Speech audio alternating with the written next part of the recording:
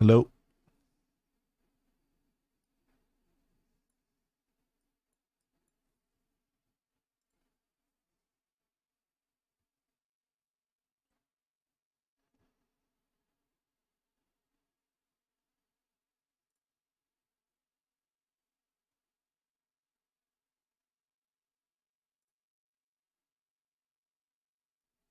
Hello, hello, hello. Man, YouTube is so fucking delayed.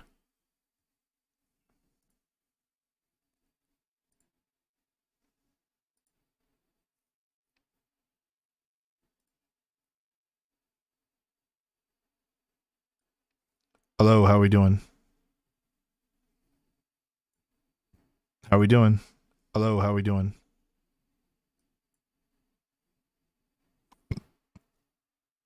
I don't know what the fuck that was about. Able to raise over $15,000 because of its message of Yeah? hate. It's allied itself with neo-Nazis. And again, because Christo-fascists like Jamie feel it's better to stand with Nazis than it is to accept queer people. And then we've seen, queer people be the focus of fascist organizations, such as the Patriot Front, which is, a reactionary fascist organization We are that's so made back. anti-LGBT hate their primary mission. For instance, on June 11th in 2022, 31 Patriot Front goons were arrested in the back of a U-Haul, hoping to use it as some kind of landing craft for them to storm a pride event, which was being attended largely by children in their own delusional form of an anti-gay D-Day. We've experienced the Patriot Front here in Denver and Boulder. I, along with Alex and Aaron from the IMT, confronted a number of them at a Sean Fuchs anti-gay concert that was in Boulder, and they've been stickering all around downtown as well. Um, and then we've also seen direct acts of violence against the community. The first one I want to talk about briefly is the Pulse nightclub shooting, which happened on June 12th, 2016. Like, I still remember where I was when I heard about it. Like, I mean, it's horrifying to even have to read about it now. A man committed a mass shooting at the Pulse nightclub in Florida, in which he killed 49 LGBTQ plus people. This is the most horrifying breach of what should have been a queer safe space in history.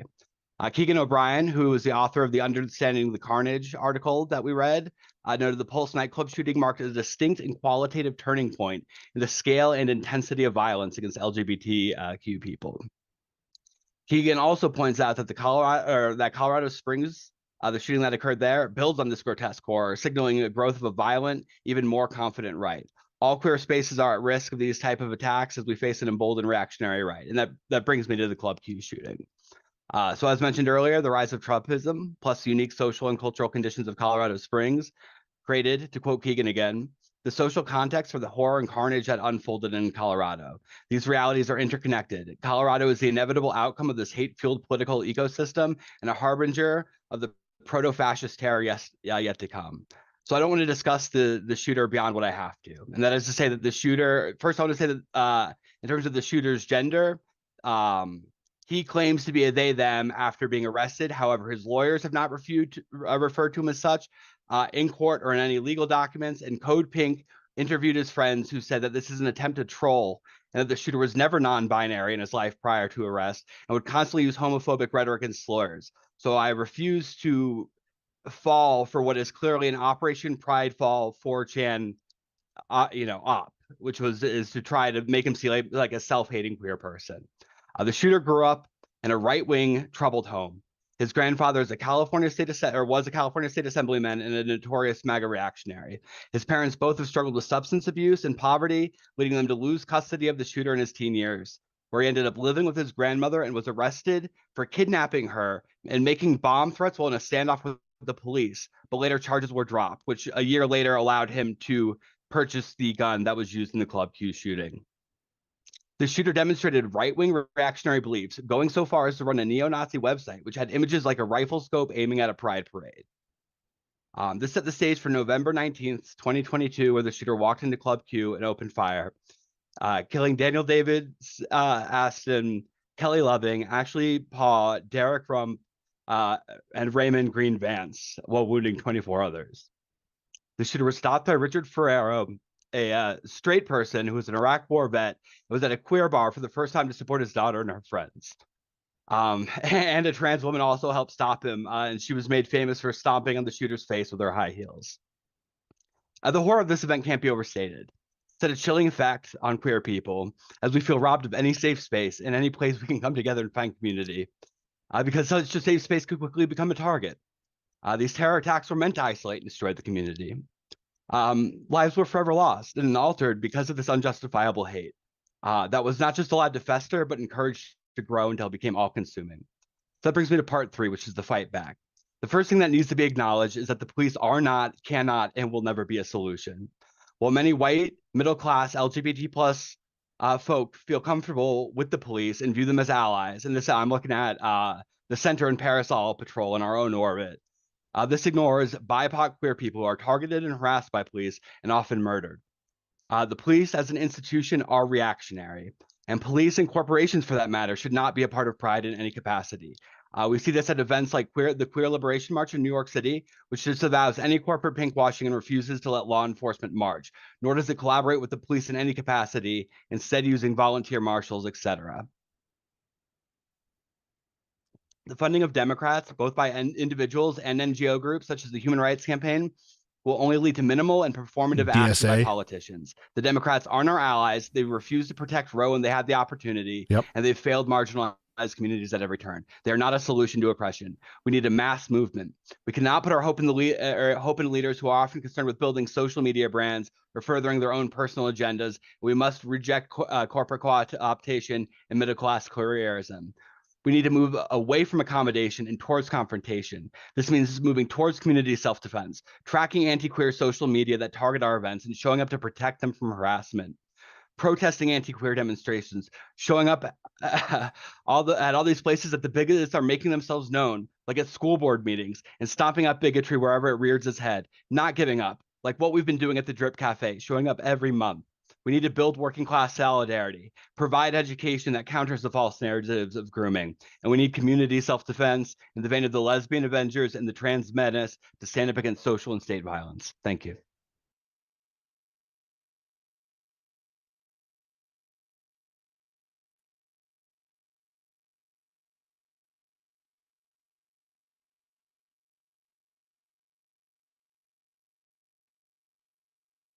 Yeah, police unions aren't really a thing because police aren't actually labor. The world gets better when they go on strike, ironically. And they only exist to crush labor. So therefore, like, a police union isn't actually a real union, I would argue. But then at the same time, because, you know, society is full of contradictions that we as Marxists embrace, at the same time, police unions are some of the best examples of what you can accomplish through collective bargaining. Police have some of the best, pensions, benefits, wages, and political power. Because as city council, you wouldn't dare ever defund the police. In times of austerity and budget cuts, it's always the police budget that goes up because they're cutting budgets from everywhere else, and they know that they're just going to squeeze working people even harder, which is going to lead to more and more like backlash from the public and more collapse of society in general, which is why they're going to give more and more money to the police.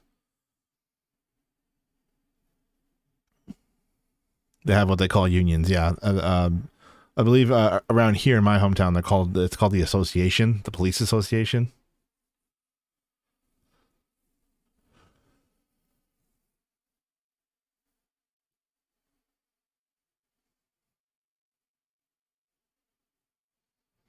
Most of them don't cooperate. Yeah, exactly. Like 95% of 911 calls are for non-violent calls. Grandma's having a heart attack. Why do 3 guys with guns have to show up to the house? When we could be diverting resources to, for more ambulances and more firefighters.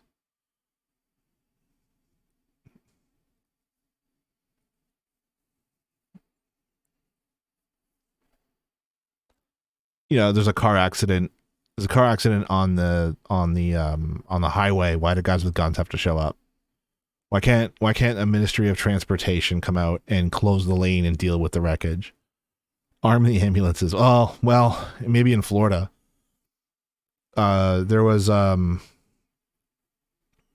heard ambulance EMS workers in Florida.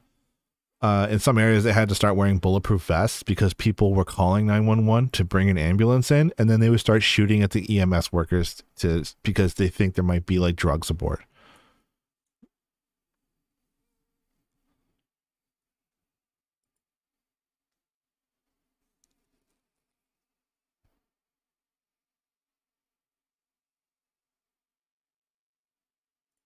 This is a kind of a topic that I've been uh interested in, and obviously throughout like organizing have thought a lot about, and This is cadre and revolutionary strategy.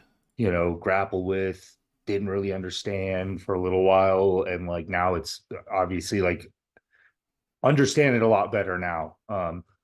So first thing I just kind of stated the question is what is cadre and how should Marxist revolutionaries interpret this today? A simple definition of cadre is a small group of people specially trained for a particular purpose or profession. These people have often undergone extra or continuous specialized education, or through like experience, just like time, which they have gained knowledge that is valuable for said particular purpose or profession. Cadre or cadre building is not specifically like a Marxist concept or a Marxist tactic, and is in fact used throughout capitalist society. So like this isn't, this isn't like crazy to, I guess, understand. But what Marxists have done with this concept is, rather than having a close body of specialists who only influence certain sectors, or you know certain like specialized things, Marxist cadres seek to develop leaders who can confidently engage in society and struggle through a concise class conscious lens. And I want to state that cadre development is not base building, and I'll explain more on that later. Um, so what does this mean for revolutionary Marxists today? I think all of us, or a lot of us, as you spend time organizing, like we've all kind of heard the usual, what are we doing? What is the plan? Um, like a lot of placing the cart before the horse kind of stuff. Um, and Steve really summed it up really well in the Firebrand article he did. I'm not even going to try to pronounce the one word in there. But he says cadre building is a collective process. The purpose is to build a stronger Marxist current that can intervene and influence events. Being a lone cadre is like being a socialist in your own mind. Um, unquote. So developing and building this current through cadre development, I argue, is our principal task in order to further revolution or revolutionary ideas. One of the speakers in the We Are Many, that little podcast thing, states that in the US that we don't have a social layer of working class consciousness. We have pockets and we have people, but not like a social layer. But through cadre and cadre development, this layer can be built. So how have cadres worked in history for Marxists and non-Marxists? It's important to look at both um, sides of the coin. Historically, we can look at our own political tradition and see cadre development unfold in successes and failures. Early on in Lenin's political journey, he joined a revolutionary cell in St. Petersburg and became a vocal advocate of Marxism within the revolutionary socialist movement at the time. Entering, he entered in relationship with fellow Marxists, and he built ties with other Russian revolutionaries and learned more about the international Marxist movement. And while doing all of this, he was you know gaining theoretical knowledge, he was gaining practical experience, and not just taking a dogmatic approach on that, but using a scientific approach of this worked, this didn't, kind of a thing. So Lenin's at this point was going through cadre and, training and building. Let me see. He was, yeah, like I said, he was gaining the theoretical knowledge, examining the situation unfold around Lenin and other revolutionary Marxists at this time. There was a social layer that developed through cadre, and like all of that hard work. Honestly, it's boring, but it's hard, but it's necessary. Means of production and all of this, and everything. That So talk about anarcho nihilism. Is that what that is? where was it? I want to state before we go any further that cadre does not mean like it doesn't just mean a person who's very like book smart or an individual who just has quote unquote street smarts. It requires that combination of both. You know, you have to have both. It's important to remember like that is like the principal thing of cadre is like it is a theoretical knowledge and a practical knowledge. So like I said, it's important to keep in mind that just because this tactic is used by communists and has been used in organizing, doesn't mean it's used. Uh, doesn't mean it doesn't get used by like the right. So, take for instance Germany from the I guess you could say from the start of World War One to the 30s. Um, Rosa and the Spartacus League members and everything were doing in those early days a lot of cadre development and trying to build a stronger, and I say this like emphatically, radical social layer. But if we look on the flip side, you have the rise of the like the right and then Nazism, and all of this is coming out of cadre building, both sides.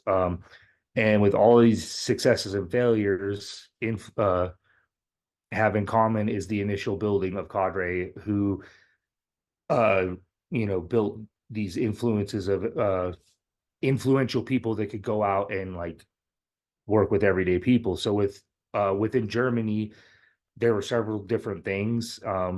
There was the huge problem of eclecticism, utopian socialism, reformism, populism, that a lot of people like just kind of like what we see here. If we just work within the system. So yeah, reformism was rampant, which at the time, wasn't really meeting the demands of people, especially considering that it's a highly militarized society and everything. And this ultimately kind of helped fascism use cadre building to their advantage through, the Freikorps and all of this. So, um, yeah, I directly blame that on the failures of reformism. And that kind of brings me to my next point is why is this important for us as organizers or, you know, especially in like Firebrand and locally here in Denver Communists? Um, it's extremely important because I think we can look at our current situation in the US just like in a broad scope and see that like Germany, then we have a very eclectic populist, whether it be, quote unquote left populism or right populism, um, social layer. Like we do not have a vanguard or, we've got like activists, I think is what the We Are Many discussion said. We have a lot of activists, um, but not like a concise thing. And that's kind of the importance of cadre, why cadre development and everything is important, because that's what we're trying to do is we're trying to build towards that, and counter these things that we always say like we want to be able to intervene and influence social movements and things, and that's because we're trying to combat these kind of eclectic ideas, and we're doing this through a very like strong common political understanding that we or that cadre in general build over time through study and struggle, which we always talk about. And this brings me back to the base building. Again, base building is not cadre building.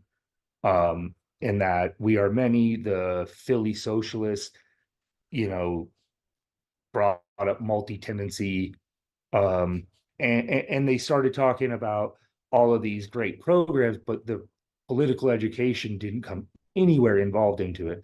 It just pretty much was plugging people into activism, or I mean, charity, honestly.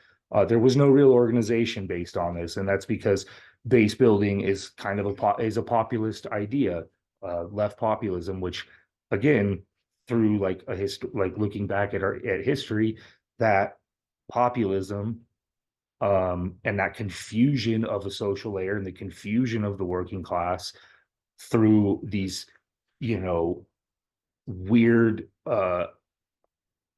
like these weird politics can lead to very, you know, uh disjointed paths. Like when we look here with just the recent movements, right? It's a lot of, I think at one point early on in the Palestine things, it was vote them out. It's like, who are we voting out? And that's kind of the idea, is they brought in a very wide eclectic base of people, but there's no political grounding from the political organization that is leading it. So this kind of goes on to like my last point here, and it's our task. What is our task as a cadre-based organization or organizations? And to me, I think it's extremely important that you know, we recognize where we are. We're not a party. We're not we're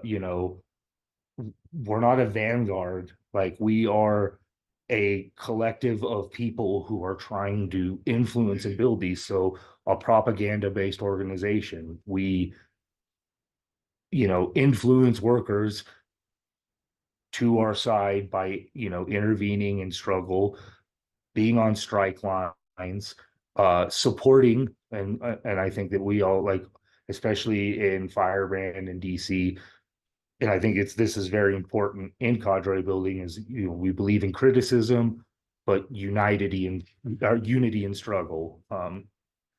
So I think that also the big thing that we need to be focused, or the big thing with cadre based organizations at an individual level, it's developing the confidence, or being confident enough to take these ideas, these strong political ideas that are formed with in an organization, you know to just like your dinner table with some your normie friends or people at work and stuff like that. And I've said it multiple times, political education is paramount. I mean, again, pitfalls, we see it within our own movements, the kind of pitfalls of a no political um education, or no political framework for anything, and honestly kind of no willingness right now to do that. And I think that that's like our hardest task at hand, is developing that willingness.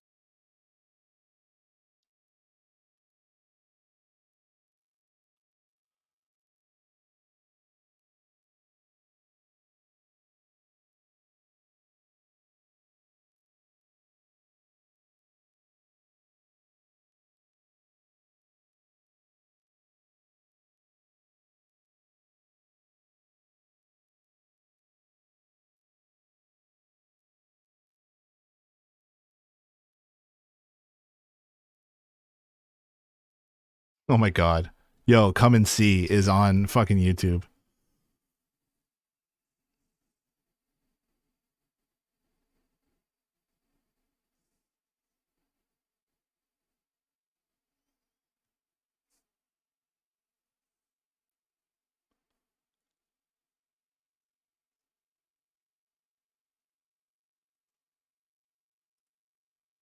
Watch the JREG annual video. Oh, Christ. Do I have to?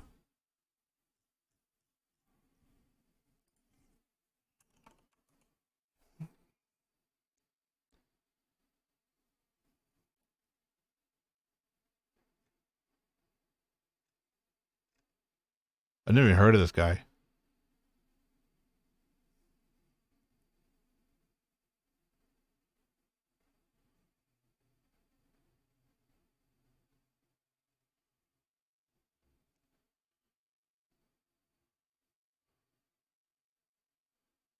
No, I've never heard of JREG. What the fuck is JREG?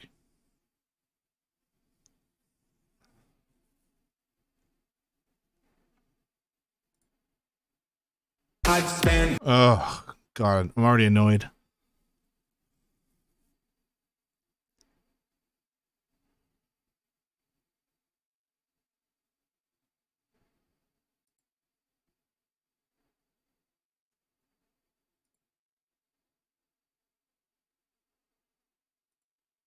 One, you're not an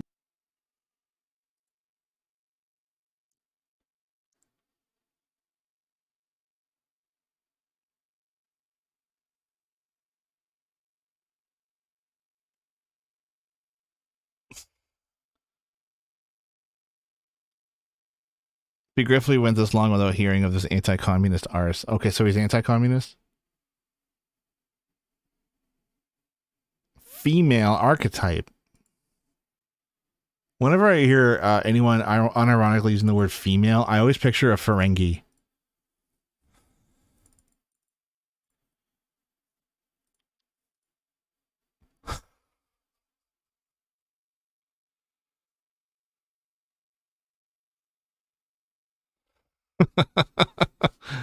just online weirdos talking about females.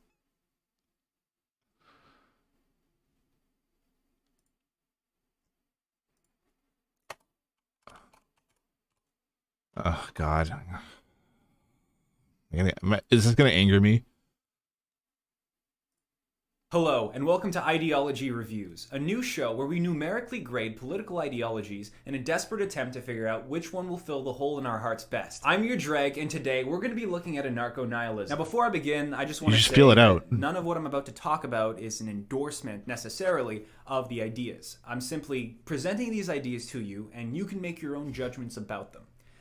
That being said, I explicitly endorse everything I'm about to say. Part 1, Russian nihilism. Ah yes, once again we talk about a wacky ideology, and once again we find ourselves back in Russia. Something about cold, miserable people lends itself to extremism, apparently. As a Canadian, I would not know. Anarcho-nihilism has its roots in the Russian nihilist movement, although as a current-day political ideology, it is really more of a footnote. It's not super relevant to how it operates today. Russian nihilism came about in a very specific historical context, namely that life was marginally worse than it is in current day Russia. Essentially, this was back when the Tsar was ruling. The power structures were justified through the Russian orthodoxy. Essentially, life was so bad that they invented being edgy. Russian nihilists just invented the concept of being an edgy teen. Basically, Russian nihilists Editing were is atheistic, making me shit myself. Some people really liked nihilism. Some people really hated nihilism. Dostoevsky, for example, was a notorious example of a guy who really didn't like all those nihilists smelling up the place. And here you see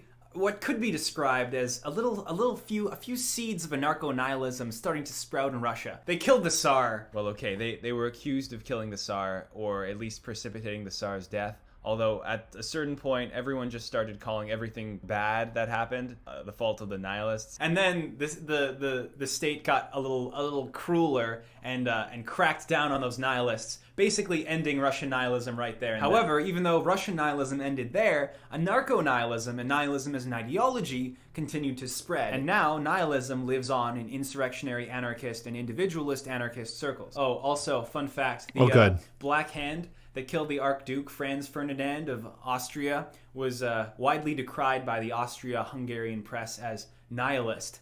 So, did the nihilists kickstart World War I, which then started World War II, which then kicked into place every major world event since then? No, probably not. Let's move on. Part 2, post-leftism. Anarcho-nihilism is what we call a post-leftist ideology. What that means is basically on a political compass, they're over here. I just want to take a minute to talk about the progress that post-leftism has made ever since I started talking about it on this channel. You see, before your buddy Dreg came along, nobody knew what post-leftism was. They just thought they did. And now nothing has changed. I regret nothing. Same political discourse on the internet, not on Dreg's watch. Gah, gah, gah. A post-leftist ideology is explicitly not a leftist ideology, although it's definitely not a right-wing ideology. According to post-leftists, at least, post-leftists are not leftists. That's debatable, but according to the post-leftists, they're not leftists. Why is this? Well, here's an example, right?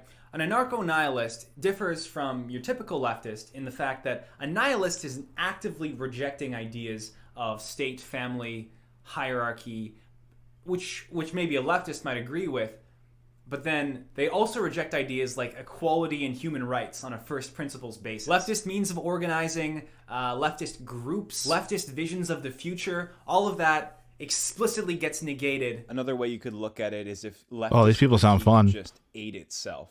Don't do deconstruction alone, kids. It's not safe. Part 3, postmodernism and rejection. Okay, real quick, one aspect of postmodernism, one of many aspects of postmodernism, we're not going to get into it, is a rejection of what we might call the meta-narrative. A meta-narrative is essentially just this idea that sort of claims to structure or explain or organize humanity in a certain direction. So, for example, Marxism and the ideas, the utopias of Marxism, all of that from a nihilistic perspective is a meta-narrative, and so it would be rejected under that framework. So the whole postmodern neo-Marxist idea... Marxism and utopianism are completely opposite to each other. In theory, at least, doesn't mesh well at all, although you could say in practice maybe there's some cognitive dissonance going on there. So postmodernism and nihilism both share this active rejection of the meta-narrative. Family, God, order, money, rights. Nihilism is skeptical and contemptuous often of all of these things. Postmodernism continues these critiques into areas like gender and sex, but also mainly the notion of an objective truth. There's some similarities between postmodernism and nihilism, but don't get them confused. And Russian nihilism actually had a lot more in common with modernity than it did with postmodernity, in the sense that it was rejecting what they viewed as esoteric in favor of science and materialism. So essentially, when a conservative says, these leftists just want to tear down society because they're all nihilists and resentful towards the world, and a leftist says, no, that's not true at all. We instead want to... Well, I would say like libertarians definitely are very, very close to this.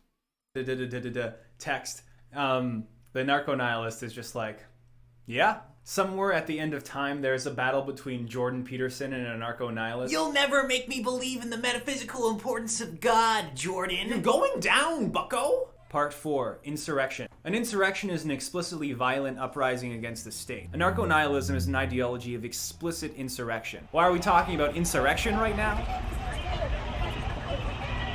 No reason. Well, that would require organizing. Anarcho-nihilism, because they don't view, for example, human life as having any innate importance, like any metaphysical importance, they are basically more inclined to violence. Because if there's no God watching you, kneecap a government official with your gun and drive off, then, I mean, it's not like you're gonna get cosmically punished for that action. But what's important to note is that just because anarcho-nihilism is an insurrectionary ideology, not all insurrectionary ideologies are anarcho-nihilism. There's a lot of reasons that one might cause an insurrection, and a lot of those reasons have nothing to do with anarchism whatsoever. Marxist-Leninists and fascists alike both hate the liberal democratic state, but that doesn't mean that they're anarchists. There's a lot of reasons an ideology might call for a violent uprising against the state. Very few of those reasons end up being to just leave the state dismantled. Insurrectionary anarchism and anarcho-nihilism aren't separate ideologies. Insurrectionary anarchism is a form of anarchist praxis that uses violence against the state. Anarcho-nihilism is the ideology that underpins and justifies using insurrection as an anarchist. Violent insurrection is justified through anarcho-nihilism because anarcho-nihilism doesn't value something like human rights or even human life, inherently. So if you kneecap a government official, for example, there's not going to be any cosmic punishment awaiting you for doing that. Crime and punishment, etc., etc. Get out of here, Dostoevsky. You're not my real dad. Part 5, climate denialism. No global future.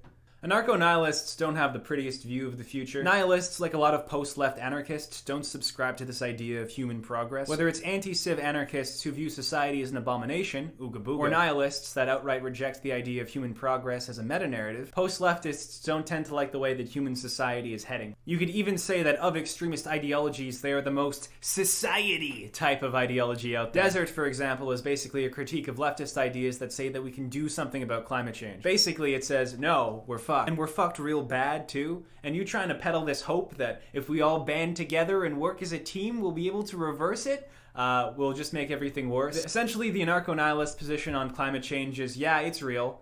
Oh, you want me to come to your protest so we can increase the marginal tax rate by 3%? Nah, I'm not sure you've realized this yet, but you're gonna fucking die. You can definitely see this tension between leftist ideology and anarchist, post-left, anarcho-nihilist ideology. Left environmentalists obviously think that leftism is the solution to climate change by nipping capitalism in the bud. And the general environmentalist critique of this kind of doomerism is, well, it's not exactly helpful to be complaining that there's nothing we can do about it.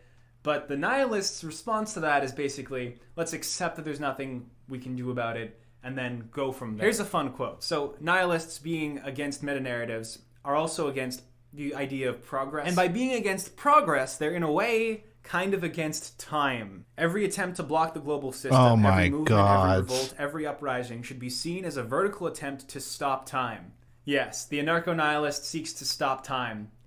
Very based. You can also see this as antithetical to an accelerationist kind of philosophy that wants to accelerate time. The nihilist conception of time is that the past and future are only constructs, and so all that exists is the present. And if all that matters is the present, then theorizing in academia and coming up with all these great ideas in your head sound nice, doesn't really matter. Part 6, struggle is an end. In the anarcho-nihilist framework, struggle against the state is not a transitionary period towards a greater utopia. The struggle is not a means to an end, it is the end. The nihilist has no grand utopia he's working towards. Resistance is just kind of something you do. This is from an article about anarcho-nihilists. The members aren't out to represent you or to protect anybody from the ruthless grip of inequality. They are not Hugo Chavez or Vladimir Lenin. They don't care if your plight isn't represented if you're just standing by with your hands in your pockets. But if you're fighting like they are, if you are reaching into those pockets of yours and pulling out a letter bomb or a pistol, for example, then they're most definitely with you. Part 7, a postmodern right. Alright, brief pause here. Let's zoom out and apply the ideas of nihilism and postmodernism to a broader sense, outside of a leftist or anarchist. Every clock is a cop. And let's go into the right. It might be fun to try to describe something called a postmodern right. A postmodern right would either consciously or unconsciously adopt some of the tenets of postmodernism to benefit their movement. This, by the way, might go against the conception you might have in your head as the right standing against postmodernism and the left kind of advancing postmodernism. Anarchism and nihilism are obviously extremely compatible philosophically, but can nihilism and nationalism be something that is compatible? Now, right-wingers often accept the idea of the meta-narrative because it goes with their beliefs. But what happens if the meta-narrative stops going with their belief and instead starts pointing in the other direction? What if this myth of human progress starts to apply more to other groups of people rather than their own ideology, and they don't like that? Essentially what I'm saying here is, what if the right wing rejects the meta-narrative? Whereas a traditional right-winger might be a right-winger because they believe that the facts are on their side and they can definitely defend their arguments with facts and logic, a new postmodern right-winger may not really be interested in what the mainstream consensus of facts are. A postmodern right is a right wing that rejects the general consensus of absolute truth and does so with gusto because they know that it's beneficial for their ideology, for them as a group. Because if you reject the broader consensus of capital T truth, you can instead focus on the group truth, which is its own subjective reality, but still truth. Essentially, a new postmodern right might act out the tenets of postmodern nihilism for explicitly anti-nihilist and anti-anarchist purposes. A bitter rejection of an overly leftist or overly neoliberal status quo. A new postmodern right explicitly doesn't care about the facts peddled by the mainstream, choosing local narratives over the meta-narratives as postmodernists are wont to do. When capital T truth does not fit with or is actively harmful towards the ideological framework, the ideological framework spits it out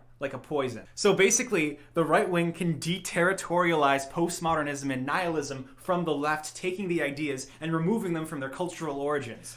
It's a really great time to be alive completely right now. lost. Part 8, Praxis. But all of this is just wacky nonsense, right? Anarcho-nihilism is just some edgy ideology cooked up by a 14-year-old. Yeah, I zoned out for a second. Now it's just...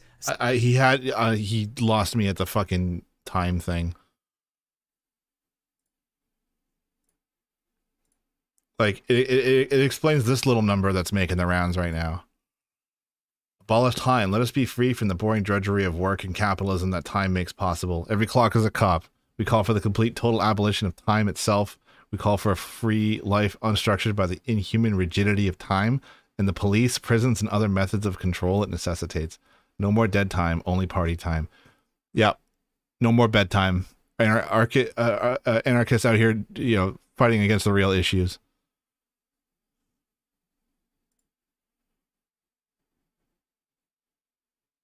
some idea in people's heads and it has no actual bearing on reality. Oh, what's that? Oh, it's actually the ideological underpinning of several left-wing terrorist groups. I find this extremely upsetting and absolutely not based. Instead of peacefully handing out leaflets, they mask up and employ the full force of direct action, proven by their many attacks like the bombing of private banks in Rome, the torching of surveillance towers in Russia, and the destruction of rail lines in the UK. They've also tried to send letter bombs to MEPs, which were either intercepted or didn't explode, something the FAI says was an intentional scare tactic. The FAI is one of these insurrectionary, anarchist, nihilist groups. They send mail bombs to people, they shoot government officials in the knee.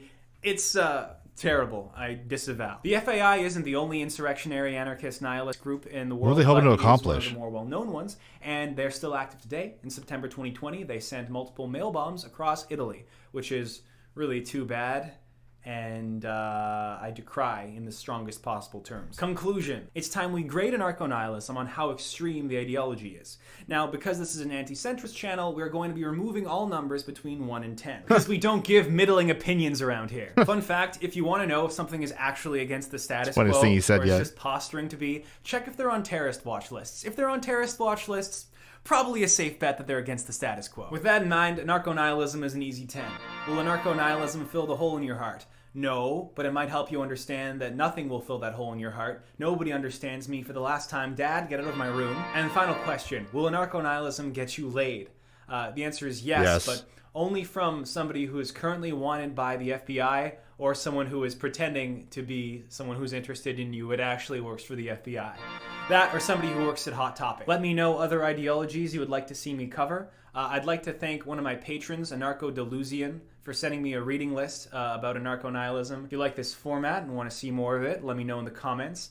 If you don't like this format and don't want to see more of it, too bad. What does this look like? A fucking democracy? This land is your land. This land is my land. From California. Anyway, yeah, so these guys sound like cool. They sound pretty cool. Definitely would love to hang out with these people.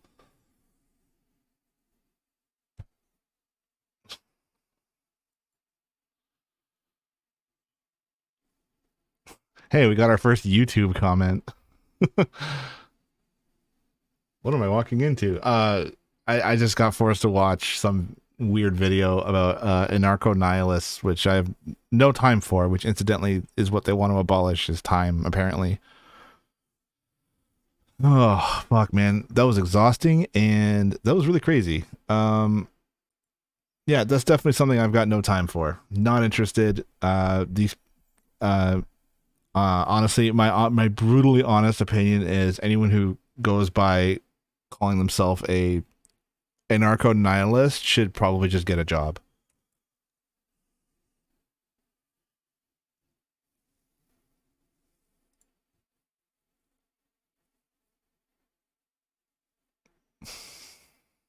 The meme at the end is great. Thank you, Yoshi Crimes. Downward slide also gets me every time.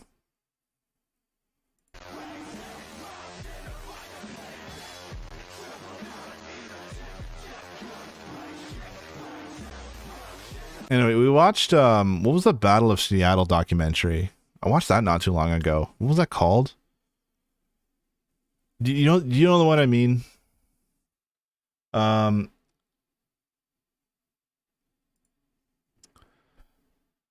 It's the one. It's in Seattle, 1990. I want to say 1998. There was like the G7 summit or G20, and it was this. It was like one of the first major like anti-globalization movements from the West, from privileged teenagers, and a lot of it focused on dipshits who just wanted to like smash windows. Very little like actual like organizing that was going on. And my takeaway from it was ultimately like, yeah, okay, sure, it's fun to like fight back against bedtime and fight back against Starbucks. You want to smash their windows, you want to make it too expensive for them to hang out in this city, okay? You want them to leave. What if instead you organized the workers of Starbucks and had them go on a solidarity strike against globalization? I think that would do far more political and economic damage against Starbucks than smashing their window, which they're insured for, and you are terrifying and terrorizing the workers who work at Starbucks, the workers that you're trying to win over. So that's ultimately like that's kind of like where I was at. What are your basic Stephen Mensdorf asked, what are your basic political views? This is a Marxist channel, Bolshevik Leninist, if you want to say, if Trotskyist, if you want to be specific. But yeah, this is generally a Marxist channel. We're going to be, a lot of it's going to be exploring Marxist themes and ideas and archaeology, because that's what I do as a profession. And also we just look at the world, and we look at news, we read articles, we read theories on Marxism. And this is the after hours, so we're just sort of like, we're just watching dumb videos now. Like I've talked for like 3 hours and gone through the program that I wanted to go through. But yeah, this is a Marxist channel. My basic political views are that that capitalism is failed, it's dead, it is it can no longer provide what it claims, what its proponents claims it provides, if it ever has. And my political views is that capitalism needs to be overthrown, and we can only do that by organizing and educating and agitating the working class into taking power, so we can then democratically plan and organize the economy from the ground up to be administrated from the top down by workers and workers' councils and their representatives. That is ultimately the goal of this channel, is to organize, is to educate, radicalize people.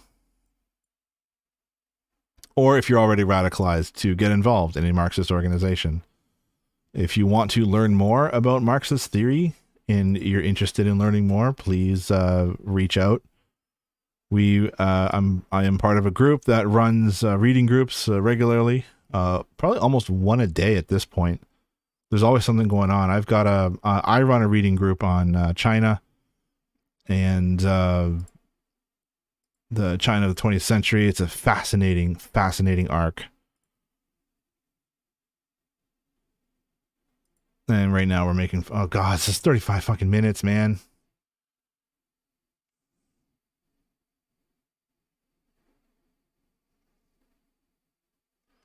I don't know if I can handle this.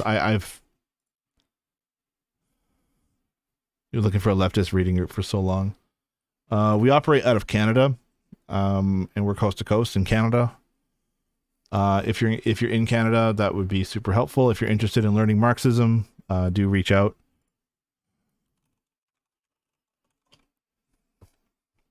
That's our website. I recently I wrote an article here. Keep transit public. We publish articles and all that stuff. Yeah. Marxist worker. Established to coordinate Marxist study circles, publish revolutionary perspectives, plan solidarity actions, and facilitate dialogue with like-minded groups, with the goal of bringing together class-conscious workers and developing a strategy for how we can contribute to the rise of a mass, class-independent opposition to capitalism. Our ultimate goal is the revolutionary seizure of power by the working class, democratization of the means of production, and abolition of classes, the state, and all forms of oppression. So that's the group that I organize with. I helped actually helped found this group. This Twitch channel actually had a lot to do with it. It's a long story. Man, you really want to?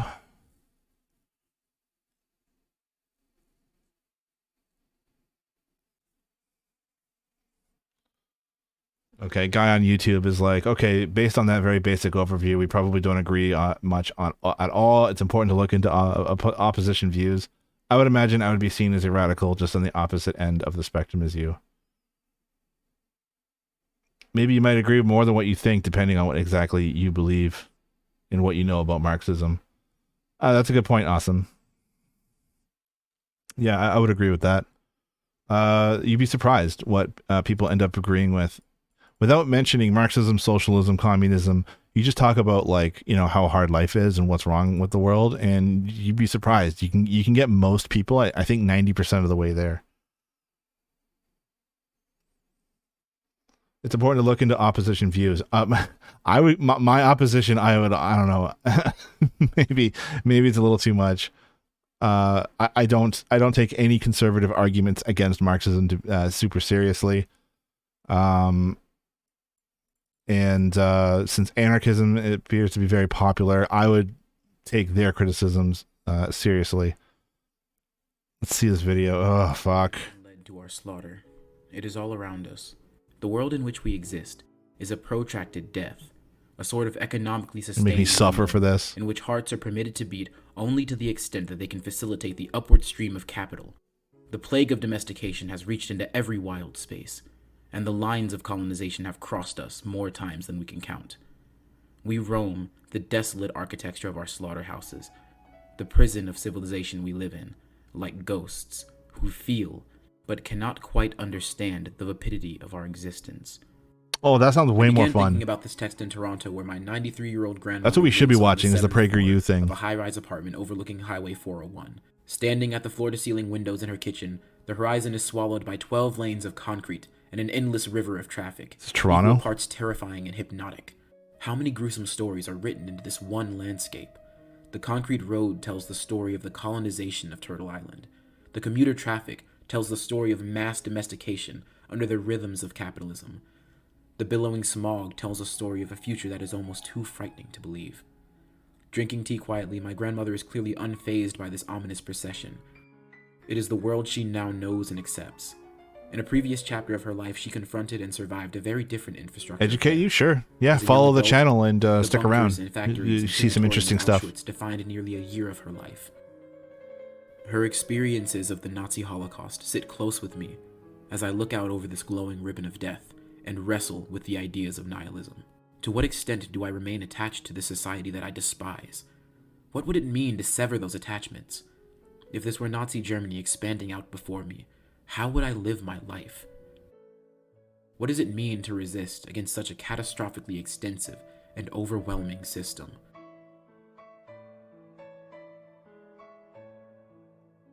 The peasants overthrowing the monarchy probably felt the same way.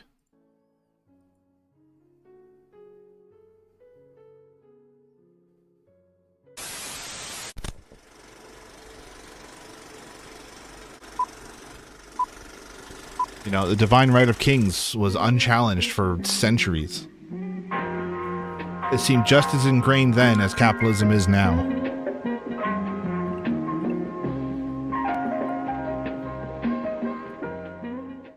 There are many more strains of leftist thought, and specifically anarchist thought, that one could choose from. A diverse philosophy that for the most part rejects sectarianism and infighting. Anarchism has always made room oh for god, there's that Sterner thing approaches and again. Ideas.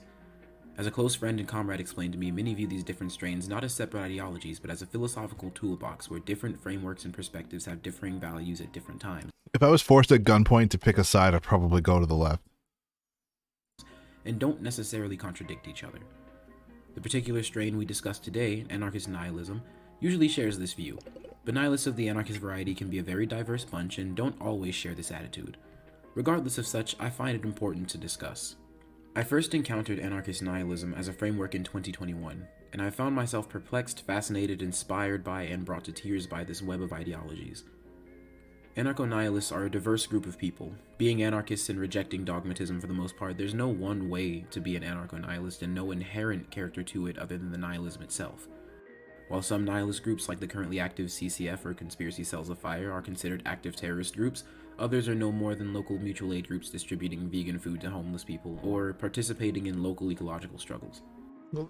Can you call them nihilists then if they're giving food out to people? While much of the literature invokes great revolutionary fervor and bombast, its proponents are not necessarily violent people, nor am I making this video to promote any violent ideas. This is purely an educational and no problem, journalistic Steve discussion of Mentors. philosophy and its historical progression. My goal today is to present what anarchist nihilism is and isn't, its virtues and vices, all in as fair and honest an analysis as I can. I'm certain there are those in the crowd who I wanna consider themselves desperately nihilists, get through and I this. would appreciate you offering your critiques and ideas and opinions in good faith and kindness, as I will as well. We're all here to learn, and while I will criticize at times, I want to do so from a place of good faith. So without further discussion or wasted time, let me tell you a story. I don't know. It's just like, why would they give a shit?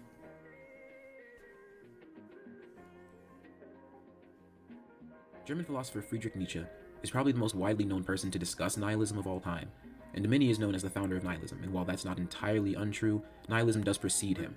The term first comes up in a novel called Messengers of Europe by Russian author Alexander Pushkin. However, its prominence in Russian political life wouldn't come to fruition until 1862 with the famous novel Fathers and Friends by Ivan Turgenev. Before we get further into that topic, what is the actual definition of nihilism itself? Briefly, Nietzsche would define nihilism as not necessarily the belief that nothing matters or has meaning, but specifically the state of despair and disdain for life that comes with that realization, for some who need the idea of an overarching goal or theme of life and existence to go on. Nietzsche basically believes that one should embrace meaninglessness but also still see the value of life. He believed that the hypocrisies and decadence of institutions like the church and the state, in their morality, or rather lack thereof, as well as advances in science and reason, had rendered them meaningless, and that it was essential to embrace this meaningless.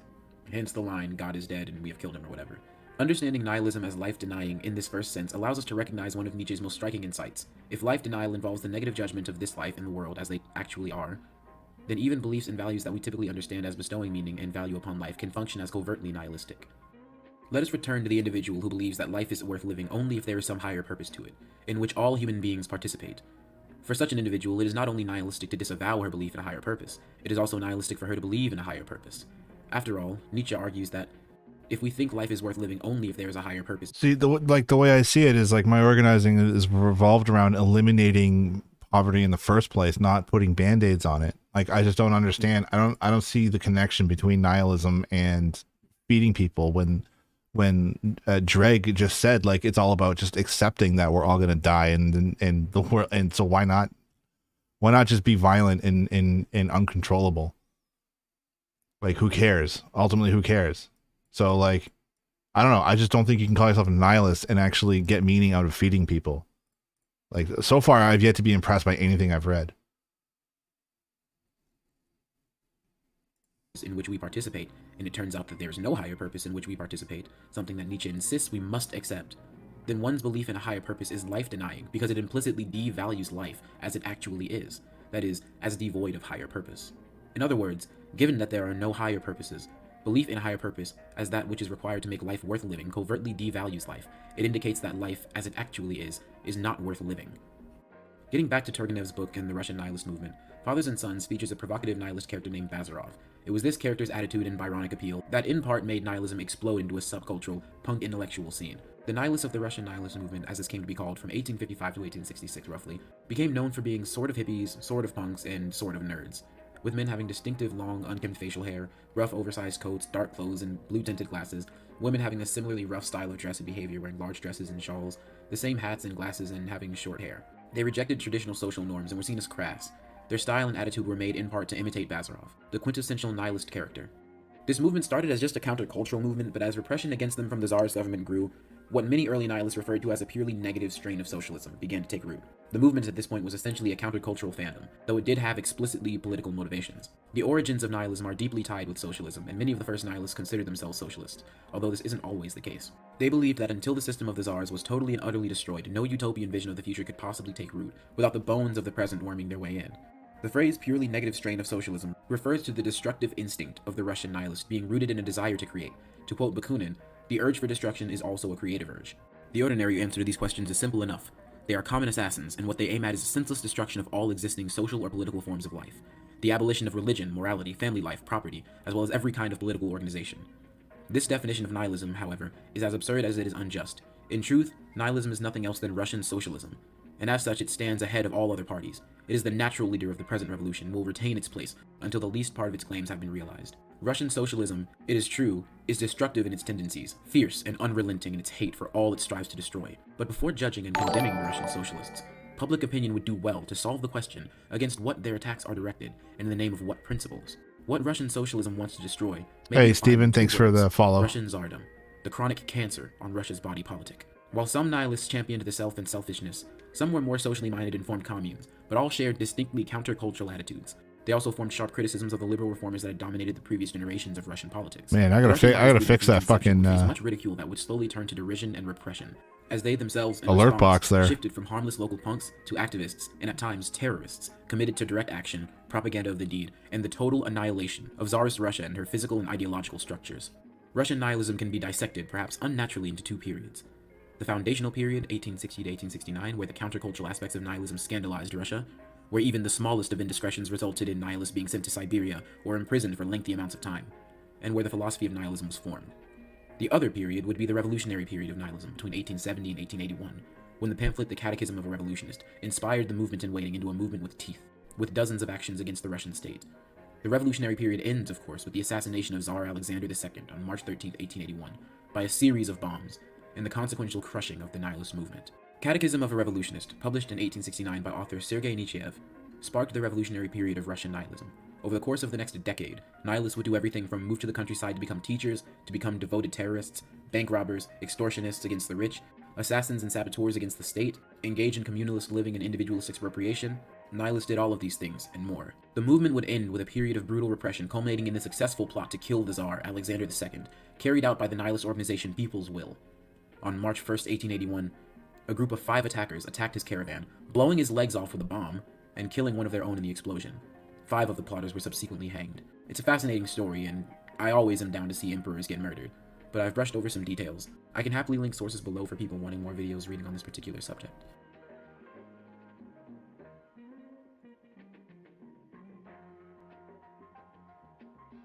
Let's start this section off in a brief aside on what anarcho-nihilism isn't. It's not fascism! Fast-jacketing is a concept similar to Fed-jacketing, where one accuses someone of being a cop with no evidence to support that claim. In that vein, people love to claim that nihilist symbols and nihilists are fascists when this is not true. Anarcho-nihilism is an explicitly anti-fascist ideology. With that being said, though, there absolutely can be nihilists with reactionary, racist, ableist, or even fascist ideas or takes, just like there can be liberals, communists, abolitionists, or otherwise, who also have those bad takes. People can call themselves anything like Haas, Caleb Maupin, Jackson Hinkle, so-called Marxists who are actually like borderline fascists. They want. Part of the reason examining actions over ideology and not taking everything at face value is so important is exactly that. A nihilist is someone who takes no principle on faith.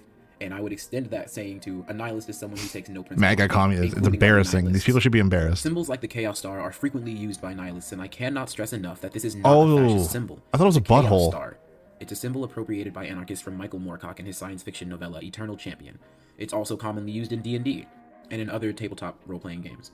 People often genuinely or disgenuinely confuse it for a Sonnenrad, which is a distinct and genuine occult fascist symbol, but they're deeply distinct. Don't fast-jacket anarcho-nihilists, they're just nerds, not Nazis. With that said, I do want to point out that while not all anarcho-nihilists are anti-communist, some are in fact communists. Some can be very anti-communist, to the point that is sometimes just edgy humor and sometimes a bit disturbing. Now, one would think that anarchists of all people would be hostile to the inherently totalistic, collectivizing nature of leftist ideologies like communism and socialism. Yet to this day, a large number of so-called anarchists continue to express sympathy with communist goals, communist epistemology, and Marxist class analysis, and allow their brains to be bamboozled and misled by euphemisms like anti-state communist, autonomous Marxist, or the current favorite of the urban hipster, communization. Anarchists who drool over this bullshit are worshipping at the altar of a stagnant pool and remain tethered to a political tradition of authoritarianism and mass graves. Regardless of the updated terminology, the thin rhetoric of communization has reached new summits of tedium, with the trendy writings of mealy-mouthed shysters like Tickwin, and the umbilic gurglings of applied non-existence, both duplicitous commie front groups that specialize in speaking postmodern gibberish, in substituting elitist masturbatory language for real speech, and in choking unfortunate readers with a foul, dreamless air. much like that emanating from uncovered garbage cans. From the zine Anti-Left Anarchy, Hunting Leftism with the Intent to Kill. Make no mistake, even if your intention in writing something like this isn't fascistic, it comes off extremely so. In the full quote, the author attempts to make vague references to the atrocities that took place under communism, and while that discussion does need to be had, folding all people who use that terminology you don't like into the same vein as murderers who actually wielded state power, and making no distinctions based on actual actions or nuance or ideologies, is the exact kind of violent dogmatism this particular work is claiming to be against.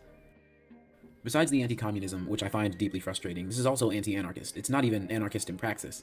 To so aggressively reject social and class-conscious autonomists and to demand such rigid control over what people call themselves, there's a legit conversation to be had about state socialism and its history, and I find texts like this one simply aren't having those conversations, but regurgitating empty anti-communist dogma. Even other nihilist texts will emphasize the importance of things like mutual aid and local autonomous action. Socialism is not simply a statist ideology, but is also the social and communal practice of how we liberate and care for each other in egalitarian, selfless, kind, and empathetic ways. Those things are core to what anarchism is, and these kind of statements, at least to me, can feel very against those core concepts. This kind of statement is on the further post-left end of the nihilist spectrum, and while a level of skepticism and anti-statism is present, it's not always this dogmatic as to accuse even other anti-statists of being basically fascists, simply for being class-conscious or socialistic. Even other nihilist texts will emphasize the importance of things like mutual aid and local autonomous action. I've also heard it said that anarcho-nihilists and anarchists more broadly are anti-masses, and I think this is also not necessarily a fair representation. Anarcho-nihilists are critical of the concept of the masses as a political tool one can wield. I think that's an important criticism. In our study of the Ethiopian Revolution, I found that of the several warring Marxist groups, every single one claimed at one point or another to have the support of the genuine masses, or the real masses, or the proletariat, or they would claim to be the only real socialists in Ethiopia. The masses will be the ones Anti-mass to action. decide who Again, leads many them. anarcho-nihilists openly participate in mass action, but it's a point about the concept of the masses as political rhetoric and how that can be used to manipulate people and control their actions. Yeah. Similarly, The point of a nihilists critique revolutionary Marxism and communism okay, and the concept of ideology itself. pissing on the me off. The point of a revolutionary party is that it is the working class. It's not someone that stands above the working class and claims ownership over them. basis of them substituting religions for people, which is typical of all nihilists and has a lot of merit. Revolutionary politics and rhetoric of any kind, even nihilism, can take on a religious fervor in people. Nihilists particularly see these various post-Enlightenment ideologies as having culturally Christian roots. The messianic rapture theology of Christianity to the nihilist is replicated in the Marxist theory of the inevitable coming global revolution that will usher in utopia. Even so, when you see all these things, you know that it is near, right at the door. Truly, I tell you, this generation will certainly not pass away until all these things have happened. Heaven and earth will pass away, but my words will never pass away. But about that day or hour, no one Ideas knows, never not even die. the angels in heaven nor the Son, but only the Father. This Bible verse, used by proponents of rapture theory, can bear an eerie resemblance to the rhetoric of coming impending revolution and haunting red specters we often hear of but don't see. Nihilists even critique other nihilists in their own continuation of culturally Christian roots and rapture theology. Oh, sorry, Steve Mensdorf. I didn't ask you. I didn't see your question there. What do you define as MAGA communism? I'm not trying to spam the chat. I just think you seem reasonable enough to have an honest conversation. So that there's a strain of so-called Marxists who are just grifters. Jackson Hinkle is probably the most famous one. But the term was coined by this lunatic named Haas in his two holes theory. Those of you who in the chat will might appreciate that joke. Haas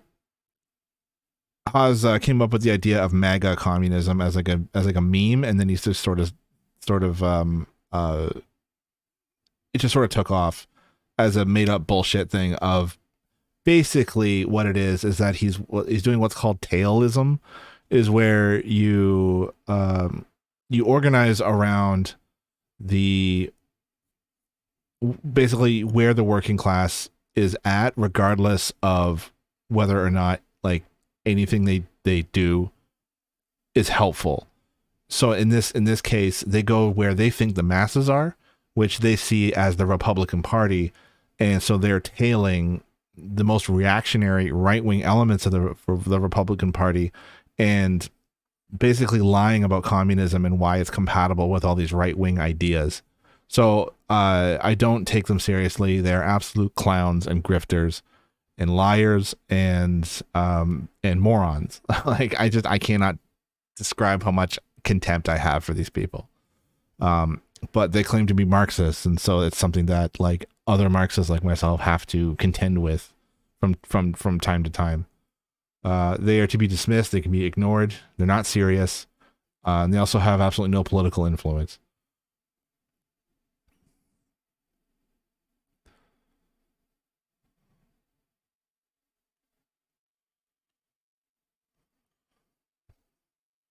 Inevitable revolution that ushers in utopia. What a great and fair description. Why would Marxists organize the revolution was inevitable? Yeah, exactly, Caspotter. That's what I'm pushing back against. That was the whole point of ultimately, like, you know, it's got some problems, but that's ultimately the point of historical materialism, is understanding that objective material conditions have led to the overthrow of our and changes to our relationships to the means of production. Never come across those individuals yet. Don't worry about it. Yes, you might encounter some guy named Jackson Hinkle. You can ignore him. Anything he says about communism is a lie, even though he claims to be one. Yeah, lots of liars and grifters on the left, believe it or not. Of course, that some sort of revolution will happen at some time in the future is basically inevitable, unless you believe any state will exist forever. Yeah, or you can just lie back and let things happen and not do anything, and just accept that the world's going to burn. So you might as well throw some Molotov cocktails at cops, apparently, which is what we're looking In at. some nihilist texts that I'm sorry. provide I'm honestly, I'm really not paying attention to this video. I mean, like, I would argue that capitalism forces revolutions to be inevitable, but what makes them stick ultimately is the leadership of that revolution. I think there were moments within our lifetime, I don't know how old you guys are, where there could have been a formidable opposition to capitalism. Both Occupy Wall Street and Black Lives Matter saw some of the largest mass movements of multi-organizational coalitions of people coming together. And from what I can tell and what I've read, like, there was no real revolutionary leadership that earned the trust of the masses to, like, guide the revolution to its logical conclusion. Now, granted, Black Lives Matter was like, what, 9-10% of the adult population? It was like 26 million people hit the streets. Like, that's not nothing.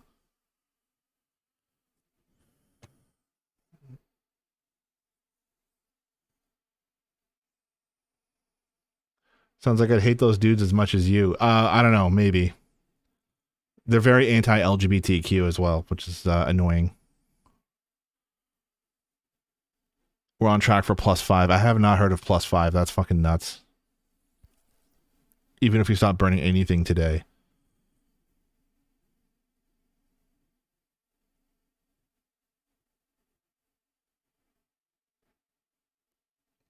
Well, if society's doomed, then I'd rather die on my feet fighting.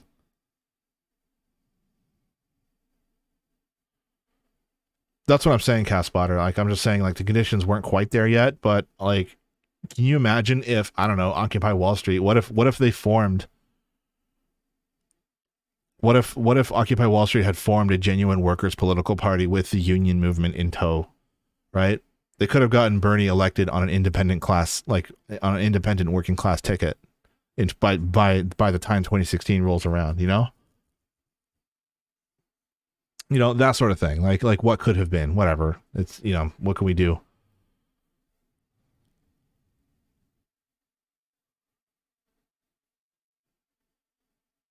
What can we do? Let it burn.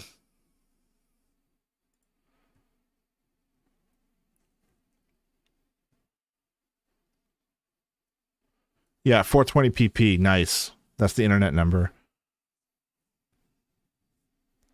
How much do you think Bernie realistically could have done as president? I mean, he was trying to, again, like, I'm not trying to defend Bernie, but, like, he was banking on, not banking on, he was, like, billing himself as being, like, organizer in chief. If people don't respond to his legislation, then, like, he would, like, you know, he could hold rallies at their house. Like, he could have been, like, relentless with working with these people, because, like, Trump showed how much power a president can wield. Biden has shown how much power a president refuses to wield, right? It's like, oh, parliamentarians said we can't have minimum wage. Oh, well, what can you do? Like, that should have discredited the entire like party.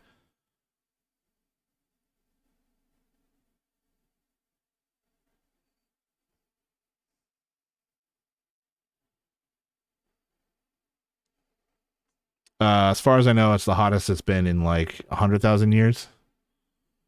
We haven't seen levels like this.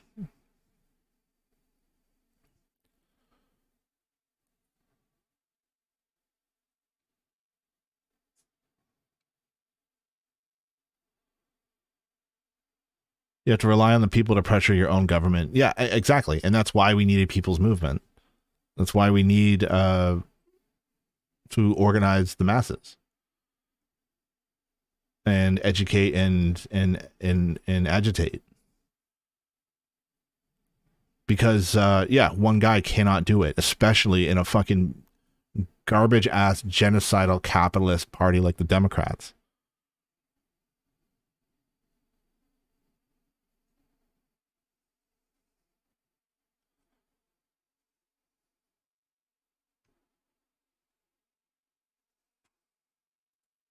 Anyway, I hope I have not paid any attention to this video. I'm sorry. I'm just gonna move on.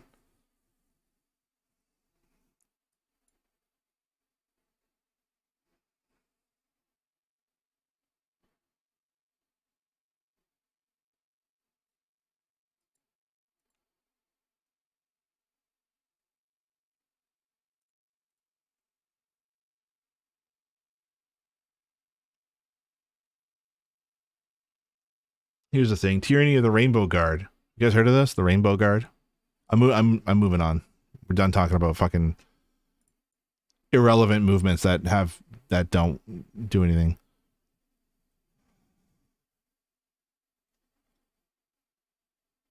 PragerU Marxism. Yeah, that could be fun.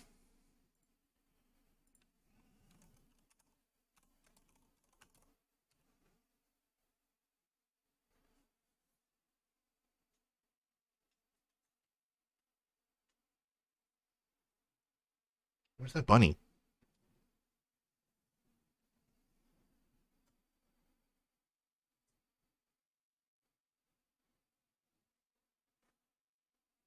Anybody see him? Can you see him on camera? All right, so the Marxism understander has logged on.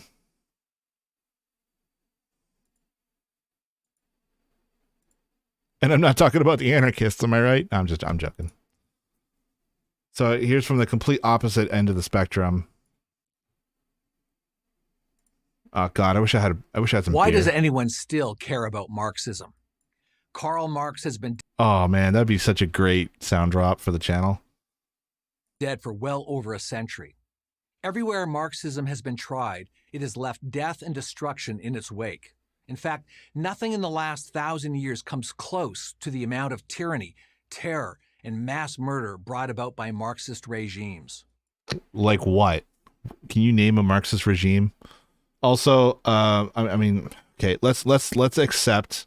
Yeah, Marxism has been tried. What the fuck does that mean? That doesn't mean anything. Okay, so I think because this is a video for babies and simpletons, let's accept this premise. Okay, tyranny, terror, mass murder. That sounds an awful lot like I don't know, Israel.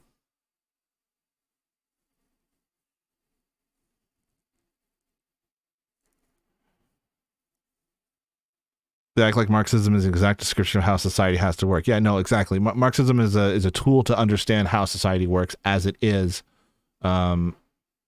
Communism is the ultimate goal on how we wish to restructure our society. Yet Marxism lives. It may present itself today as Good. postmodernism, Nope. multiculturalism, Nope. feminism, Maybe. environmentalism, or Yes. critical race theory. But Nah, not really. No, it's up completely opposed to postmodernism. I'm curious what they mean by multiculturalism. That's just, to them, it just means like brown people are getting into like the halls of power. Feminism, absolutely. Feminism definitely has a lot of credit in origins within, especially Marxist feminism, obviously. Really, really does come from a lot of these struggles in the 19th century. Depends on what kind of feminism. True. That's very true.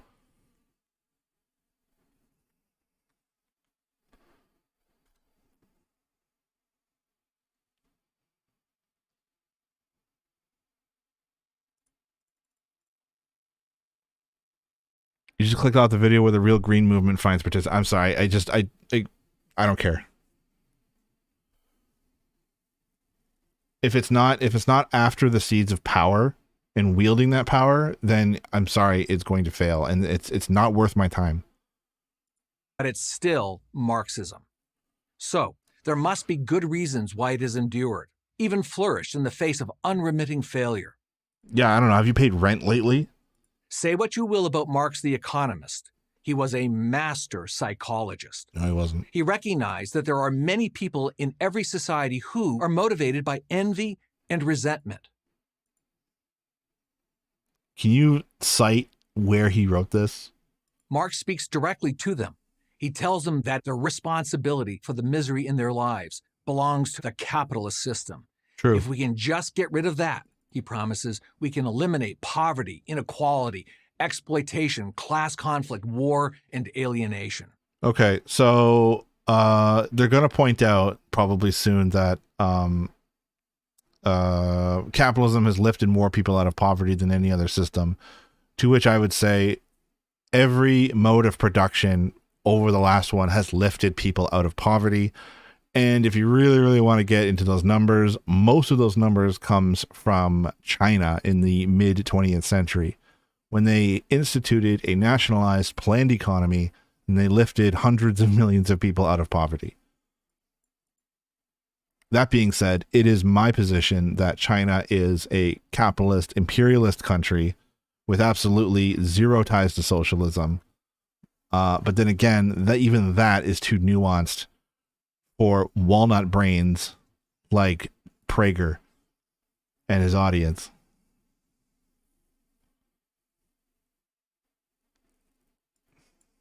Not a bad list if you're looking to start a revolution. But there's more. Marxism assures us that this socialist utopia is close at hand. Oh, clearly he hasn't read Socialism, Utopian, and Scientific, in which they explicitly argue against utopianism. It's interesting you think the opposite thing as far as wielding power when it comes to Trump versus Biden. My side thinks Trump didn't wield it enough and Biden uses it too much. Stephen Mendendorf, I hope you understand my position is that the Republicans and Democrats, Biden and Trump, they are two sides of the same coin. All right, they represent the capitalist class, the bourgeois class. They only serve in their interests and not yours. I promise you that.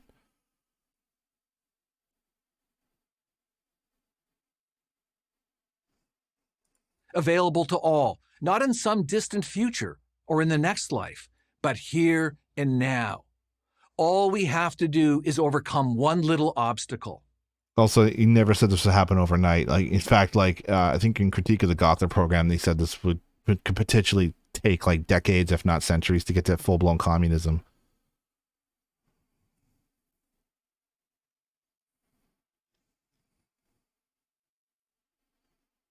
Human nature. Marx expressed his deepest views on this subject in his economic and philosophical manuscripts of 1844. Oh, Marx failed to consider human nature. They can be summed up in one phrase. The enemy of being is having. In other words, the desire to own things makes you a bad person. No, that's not at all. Oh my God. However, you're not to blame. The blame belongs to capitalism.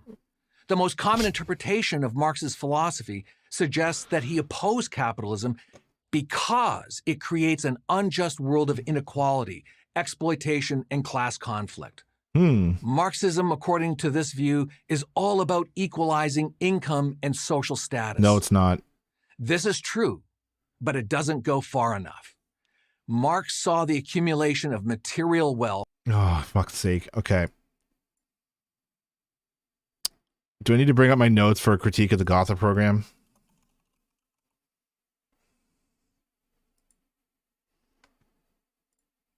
Because there's a lot of misconceptions about Marxism, communism, and the bourgeois notion of equality. In Critique of the Gotha program, Marx gets into a lot of he basically pushes back on those ideas of everyone gets. Here's the view of communism a lot of people have, is that everyone gets one frying pan and one light bulb. right? And then you season that frying pan with your tears because you're living in poverty. It's the equality of poverty is what everyone thinks is the goal of fucking communism. And regardless of how hard you work or how little you work, everyone gets paid the same. And therefore, the Soviet Union collapsed because everyone was just fucking lazy. Communism makes people lazy, right?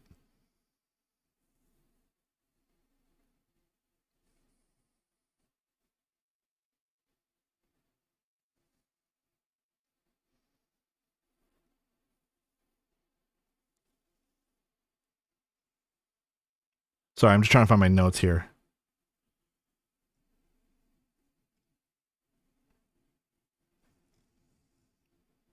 This is a good passage. I don't think I wrote this. Oh wait, yeah, maybe I did. The program gets into concepts like proceeds of labor, fair value, etc. If any of this seems confusing and vague, that's because, well, it is. Marx points out the lack of concrete, definitive concepts that the program does, or have more specifically, and does not define. For example, what is considered fair?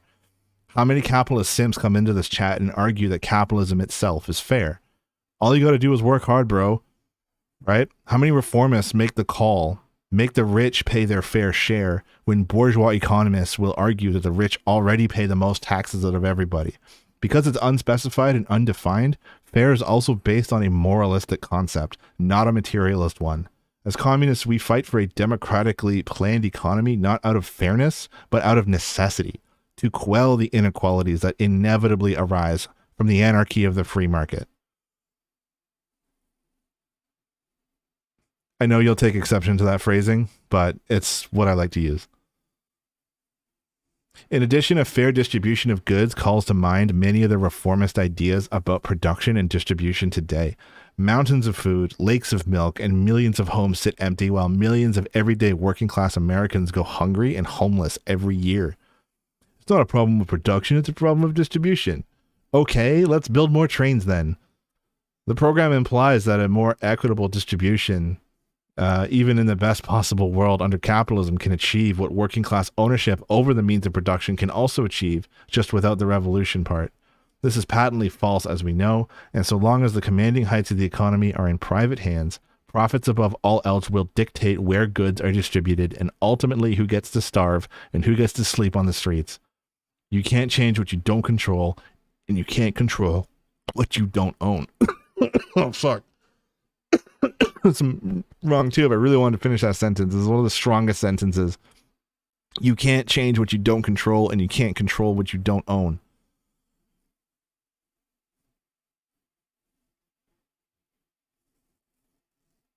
So there are individual unique differences between people, right? So again, there's this dumbass idea of equality that is often attributed to Marx and communism.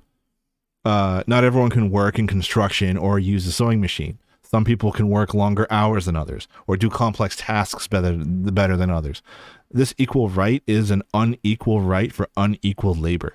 Marx is merely trying to abolish the standard of bourgeois equality, and in doing so admits this equal pay for equal work is in fact a defect, and that's merely because socialism is born out of a defective and exploitative system of capitalism, and as such will still carry many of the features, good and bad, of capitalism into it.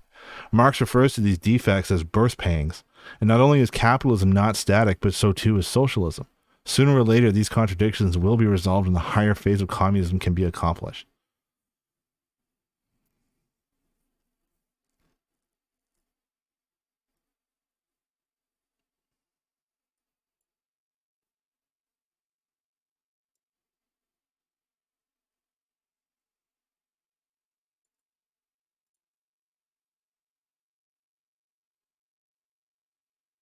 What's your general argument for communism? Because it seems to me that people will not advance in any field without a financial incentive. I assume you mean the right word, incentive. In a communist system, there is no incentive to be exceptional. I mean, which country invented space travel again?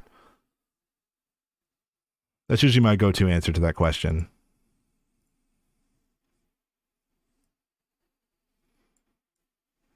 And what was the incentive to inventing space travel?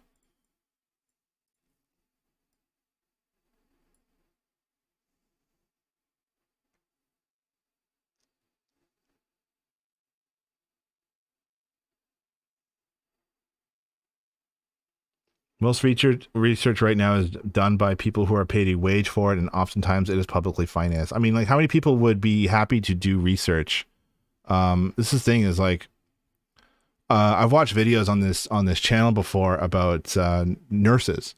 How many people become a nurse because they want to actually help out in their hometown, and they want to work at like a local community clinic or something, only for that to be shut down because there's no profits, and now a community has to fucking they have to drive 20-30 minutes into a city to get to see a doctor. To become a doctor, you have to go into hundreds of thousands of dollars into debt. How many potential doctors are currently like sweeping brooms and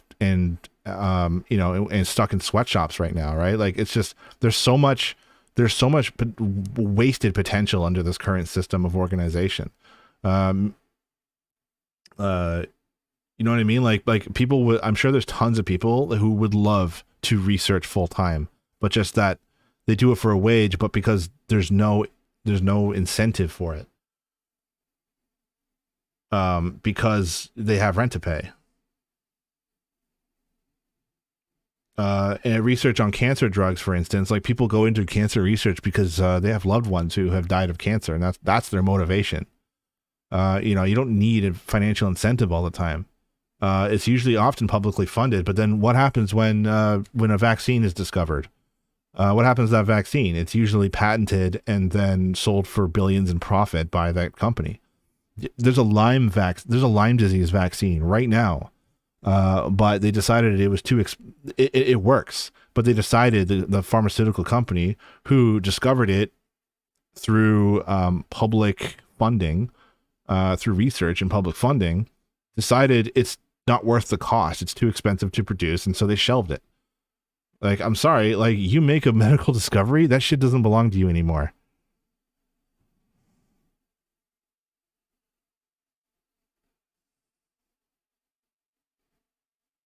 And research has to be done over and over again. That's a great point, Awesome. Since the other researchers aren't allowed to share it, right? This is what I'm talking about when it comes to, like, this is one of the first things Trotsky talks about in the transitional program, is the abolition of trade secrets. You come up with an invention that is better for humanity, guess what? Like, that belongs to humanity now, because, like, nobody actually wants to, like, go work in a factory. Workers know those factories best, and so workers probably have a lot of ideas on how to automate their jobs. And they won't do it because they have rent to pay, right? Because automation under capitalism is a death sentence. Whereas automation under socialism, right? Because it ultimately comes down is to who owns the wealth and power in society. If the working class collectively owned the factories and the farmland and the major levers of production, then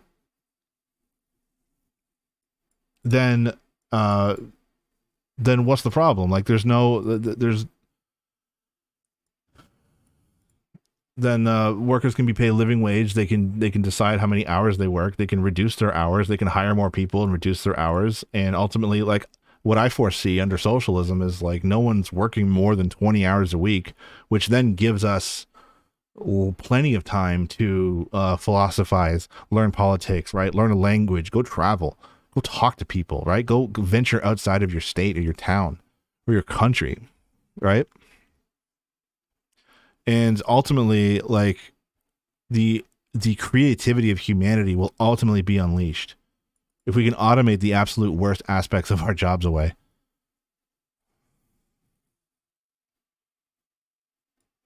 Anyway, but I digress. Again, this is all too nuanced for baby brains who watch PragerU. As dehumanizing. The more money and material possessions one acquires, the more estranged one is from his true humanity. And what was that? In the philosopher's socialist paradise, one gets to eat, drink, and go to the theater free of charge and without having to earn a living. Best of all, not true. You get to do it without the guilt of being a moocher. All you have to do is enjoy yourself. So enjoying life is you're basically mooching off the system. Or, as Marx put it, you can do one thing today and another tomorrow. Hunt in the morning, fish in the afternoon, and rear cattle in the evening. Yes, rear cattle in the evening. That's how in touch Marx was with reality. But who Oh my God. Yeah, dude, the 1850s was a little bit different. Fucking idiot. cleans out the sewers? Does the dirty job? People who enjoy cleaning sewers, I'm sure we could find them. If not, like, what if everyone spent 1 hour a week in the sewer? Like, it would be fine. We'd figure it out. Jobs that keep a society functioning. Also, under socialism, these guys would probably be paid more. Ironically, in the evil capitalist society, the sewer cleaner freely chooses to take on his job. In the socialist paradise, coercion. Oh my God. Did you guys catch that? Sewer cleaner freely chooses Under capitalism, he freely chooses to do this job. to take on his job. In the socialist paradise, coercion is almost always No, we're coerced under capitalism. If he doesn't want to work in the sewer, then what other job is there? Right? Because like, if he doesn't want to do this job, then he has to compete with other workers for other jobs that are above ground. And so it's work or starve under capitalism. That is coercion. required. Marx never bothered with such messy details. He left that to others. Unfortunately, those others always turn out to be megalomaniacs, like Lenin, Stalin. Don't fucking keep Lenin out of your goddamn mouth. Mao, Castro, Pol Pot, Castro, too. Hugo Chavez. They were the ones who brought Marx to life and in the process caused tens of millions to suffer and die. As opposed to the 100 million people who die every 5 years under capitalism. Contrary to Marx's claims, work freely chosen brings both money and dignity. Furthermore, most people work best when they pursue their own self-interest, an idea Marx despised. To him, self-interest turns everyone into Ebenezer Scrooge, greedy, grasping, and unfeeling. Not only is money, that is capital, inherently corrupting, but the acquisition of it can't be done honestly or fairly. The rich got rich by exploiting the worker. For Marx, there's no other possible explanation. For many today, there is no other possible explanation. For these people, Marx offers a philosophical justification for their anger, even their rage. From generation to generation, the formula never varies. Only by bringing the privileged down can the underprivileged be brought up. No, not The true. venom that pours out of Marx's pen. When there's 6 empty houses for every 1 homeless family in this country, in the United States, it's like the ratio, last time I looked it up, it was 27-1. There are 27 empty housing units for every 1 homeless family. We throw away 30 to 50% of the food that we grow because it's not profitable, while 9 million American children go to school hungry every single day. Look it up. These numbers are real. There's 500,000 homeless people in the United States right now. And there's like millions of homes that are just sitting there empty. Like, these are resources that are being wasted. Absolute wasted, because there's no planning of the economy. There's no democracy in the economy. It's not profitable to feed everybody. We have to keep people hungry, because if everyone was fed, then our food prices would go down and our profits would be affected. So my point is, ultimately, there's enough resources to go around to ensure everyone can have a decent fucking standard of living.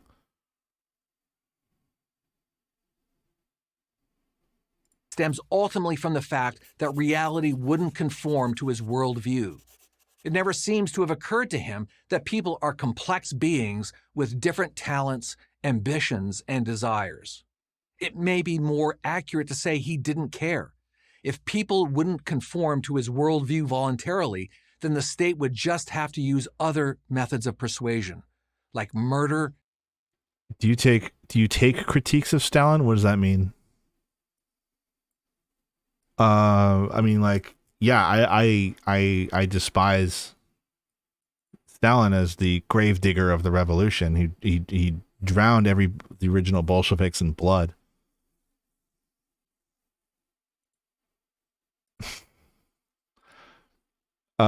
My chat might have different views, but no, you'll find no love for Stalin on this channel.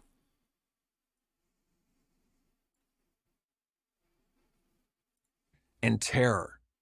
It all made sense to the philosopher as he toiled away in a corner of the British Museum or in his squalid London apartment. He also had sores. Yeah, the dude was broke as fuck. He had sores all over his body. He constantly had to beg Engels for money. What is astonishing is that millions came to believe him. What is tragic is that millions more suffered and died because they did. Or didn't. What is scary is that millions continue to believe. Hell yeah, I'm let's Brad go. Thompson, professor of political science at Clemson University for Prager. Oh my God, there's so fucking 10 more minutes of this. In a remarkably short period of time, the philosophy of Karl Marx thought it was over. changed the course of history. At the height of its power, half the world fell under its dominion, kept there by a combination of fear, terror, and brute force. Then suddenly, in the late 1980s, it imploded. By all rights, this should have been the end of Marxism. But it hasn't turned out that way. From environmentalism with its rejection of free markets to critical race theory, which sees white patriarchy as the source of all evil, you'll find Marxism at its root. The leaders How dare we criticize white patriarchy? of Black Lives Matter, for example, openly acknowledge their devotion to Marxist ideology. Oh, I fucking wish. You joking me? Are you fucking kidding me right now? Do you know how fucking far we could have gotten if there was like any Marxist at the helm of fucking Black Lives Matter? Fuck.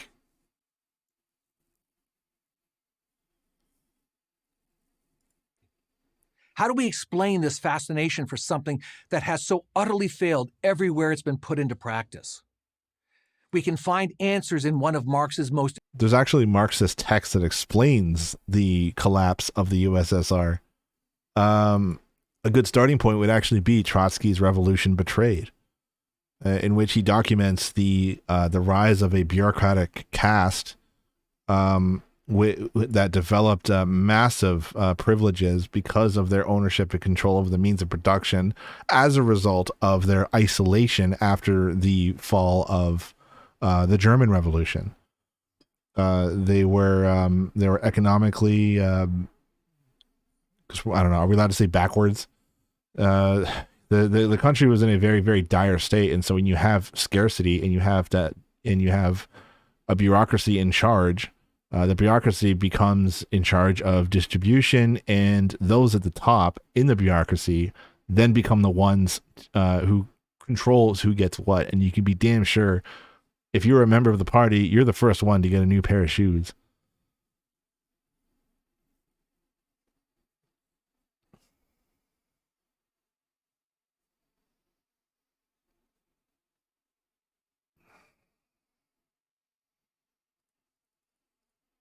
enduring epigrams. From each according to his ability, to each according to his needs. Yes, under communism. Marx was a poor That's the elevator pitch for communism, not socialism. economist, but a talented journalist. The only actual job he ever had. He knew how to turn a phrase. But what does this slogan even mean? According to what ability? According to what need? And who determines anyone's ability or anyone's need? Marx never bothered to answer these obvious questions. He had much bigger things on his mind. Nothing less than the creation of an entirely new kind of world for an entirely new kind of human being. Marx believed that by altering man's economic and political institutions, he could alter, or even better, rewire the human brain. He could conjure a new consciousness that would replace the old false one. No, again, that's like he's describing idealism, which is, again, is very much against Marxist ideas, Marxist philosophy. Idealism is the idea that if we just change our consciousness, if we change our minds, then we can make the world a better place. I don't know. I think I'm butchering it. It's 2 a.m. Holy fuck. All right, I'm gonna wrap. We're gonna finish this video, then I'm just gonna fucking go to bed. One. This new man would be less selfish and acquisitive and more altruistic and communal. In short, he would be a superior type of man. Yeah, because it'll be out of necessity, cooperation and coordination. That's what socialism is. Of course, this new man could only reach this goal if he wasn't preoccupied with having to earn money. According to Marx, money and the pursuit of it ruined everything. No. Marx hated money. No, it's who owns the means of production and the power and the wealth in society. It's not the power itself. The point is for the working class to seize that power. Maybe because he never found a way to make it. Getting rid of it was central to his worldview. Once a person's subsistence, straw man one's now. daily bread, was distributed on the basis of need rather than greed, man's natural communal affections, long suppressed by his capitalist overlords, would be renewed. This is Marx channeling the 18th century French social thinker Jean-Jacques Rousseau, one of the few people Marx admired. According to Rousseau, this is what you must do if you want to create a new society. He who dares to undertake the making of a people's institutions I don't think this must is feel correct. himself capable of changing human nature, of transforming each individual who by himself is a complete and solitary whole into part of a larger whole from which the individual receives his life and his being. Understand this, and you understand not only a key feature of Marxist thought, but the dark history of the 20th century. Marx took Rousseau literally. Human nature had to be returned to its allegedly pure, selfless state before capitalism, with its Enlightenment and Judeo-Christian values, corrupted him. But creating this new man would be a formidable task. Marx anticipated that many would object, especially the owners and managers that had a large stake in the capitalist system. Friendly persuasion wasn't going to get the job done. Only the ruthless application of state power would be up to the task. Marx was all for it. Private property, wage labor, competition in profits, these would have to go. Oh yeah. The state, now run by the workers themselves, the dictatorship Let's of the go. proletariat, as Marx called it, would control production and pricing. It would wisely manage the economy, from each Right? according to his ability, to each according to his needs. And imagine how Sounds good wonderful so it far. would be. No more ego, no more self-interest. Instead, everybody working for the benefit of everybody else. Peace, Right? love, and harmony. For many, it's a very seductive idea. Who wouldn't aspire to live in such a world? Look around, a Marxist might say. The powerful exploit the weak, crushing the majority's noble aspirations, your aspirations, just so they can have more. It's unfair and unjust. How much better if we just start over? It's making a great case for Marxism right now. Start clean. That's the Marxist socialist dream. In real life, it's a nightmare. Needs become demands, and demands become rights. Yeah, PragerU is it's a Koch brothers thing. I'm well aware, and they play this shit in schools. That's what's scary about it. Sorry, yeah, they never explain why is it a nightmare. They just say it is. Nightmare. Needs become demands, and demands become rights. The best are mocked, and the worst exalted. Oh my god. Ah, shit. You see this? Dream. In real life, it's a nightmare. Needs become demands, Watch this. and demands become rights. The best are mocked. The best are mocked. And notice they use a black female cop as the best are mocked. Because if you criticize the cops, you're criticizing this black woman, and therefore you are racist. That's the subtlety that we're looking at in this stupid ass fucking frame right now. They're trying to do a gotcha. Mocked, and the worst exalted. Innovation withers, while the government grows ever larger. Eventually, the productive become virtual slaves to the unproductive, and the society collapses economically, intellectually, and morally. And then Why? the real horror starts. If you think I'm exaggerating, just ask someone who fled the Soviet Union or Cuba or Venezuela. For all Oh, they took our plantations. Yeah, let's ask Destiny.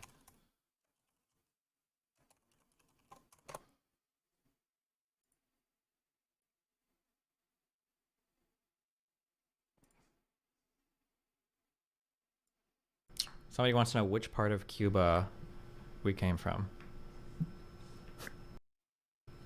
My grandfather's sugar plantation. Yeah. With the I know we had family in Havana. somebody wants to know. Yeah, those are the people that fled Cuba. Yeah, Castro took my family's slave plantation. All its risk and inequities, they prefer freedom. And we should too. I'm Brad Thompson, professor of political science at How many Americans? This is what I don't know if anyone has any stats on this. I really need to find. I need to find some, but like, how many Americans find their way to Cuba for healthcare?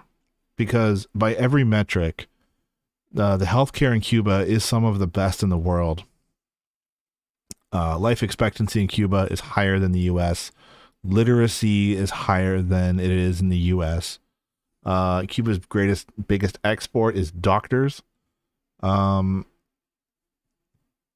there are people in my chat here tonight who have worked in Cuba for like a year, and they say it's the most beautiful country in the world.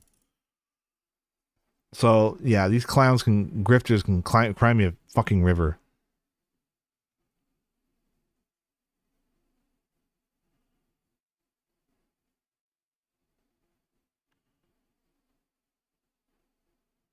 Clemson University for Prager University.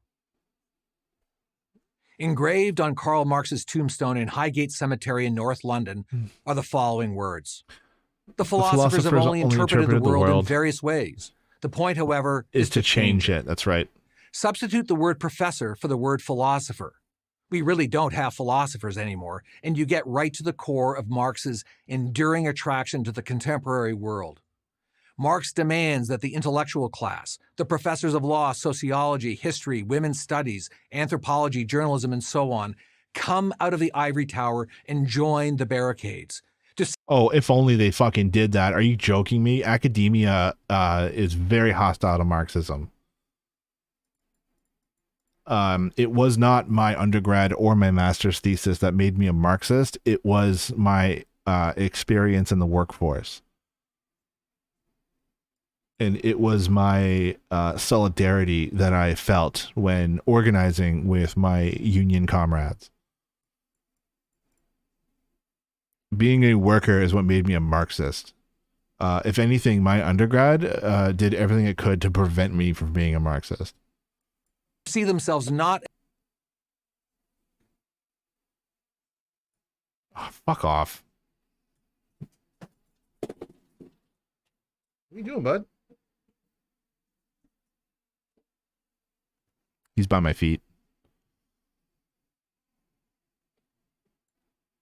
Power and join the barricades, to see themselves not as the preservers of the dusty past, but the creators of a new and glorious future.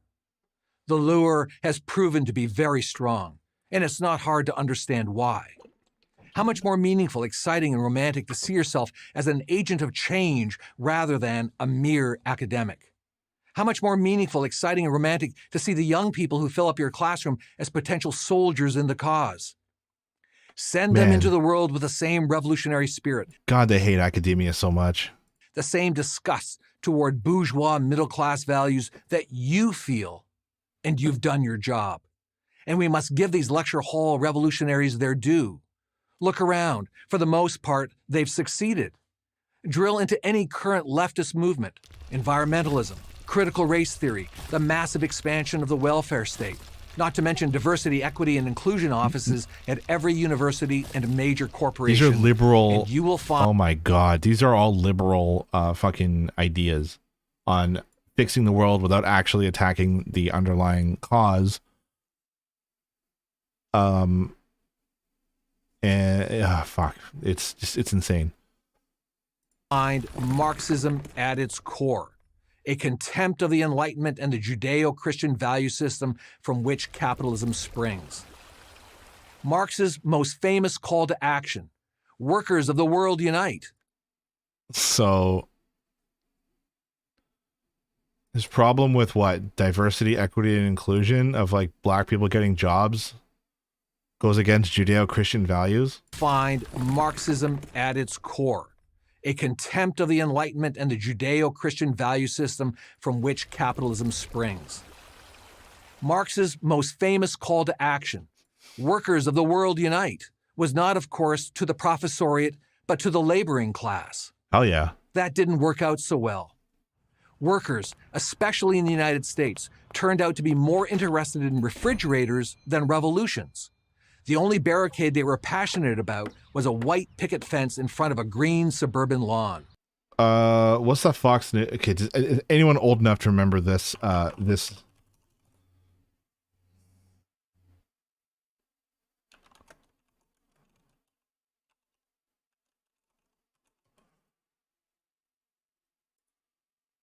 Are you guys old enough to remember this image from Fox News?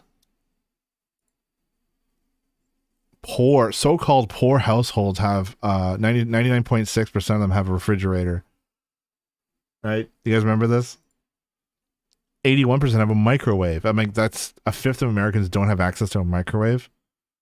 And then they're spouting this as like a good thing. So-called poor households, only half of them have coffee makers.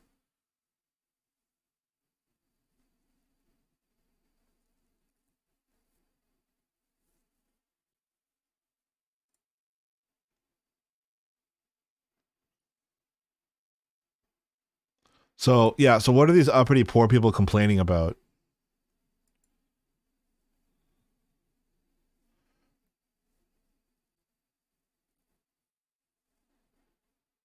Okay, Stephen Mensdorf asks, give me some grace here because I'm pretty hammered. From what I can tell, communism in its most utopian and simplest form is everybody works their job and is paid basically the same. Whereas capitalism applies certain values to different professions because certain jobs are more important than others. And yes, I know capitalism leads to its own problems. I just think it's the best we've come up with so far. Well, no. Capitalism, A, is only 300 years old. B, I would say communism, remember, communism is a classless, stateless, moneyless society. Jobs will be done because they need to be done. And if there's shitty jobs that nobody wants to do, then we will find ways to either make it less shitty or find ways to equitably distribute the labor so everyone contributes, but it's less shitty for everyone all around. I don't want to send one guy down into a sewer for 8 hours. What if we sent 8 guys down into the sewer for 1 hour at a time? That's sort of like, that's the sort of democratic planning we're talking about. What if we just sent a robot to go fucking clean the sewers while we're at it, right? Like, with all this free time, I'm sure we could find ways to automate like even the most brutalizing and crushing jobs there is. I just think it's a lack of creativity in terms of how this can be thought out because we're so stuck in this capitalist mindset.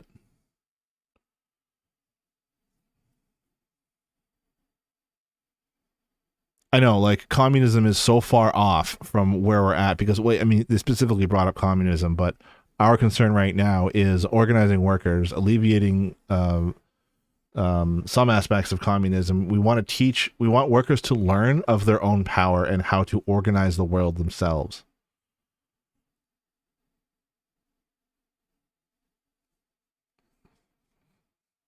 We wouldn't have gotten this far in a socialist system. I mean, socialism is born out of capitalism, right? It's too late in the day for that. Please tune in next week. I'll explain that a little better. You're asking really good and honest questions. As a right winger, I appreciate you. I have a rule in my chat. For 1,000 bits, I will ban a bad faith right wing chatter, but I think you're coming from a genuine place where you actually want to learn, so I appreciate that, Stephen Mensdorf.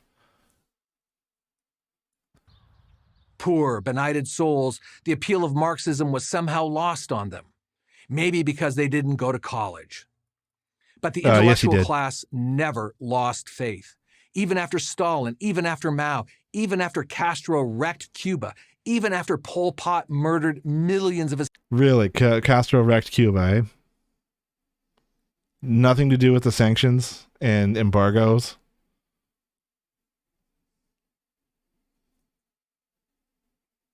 Okay. Have a good night, Stephen. I'm going to sign off soon.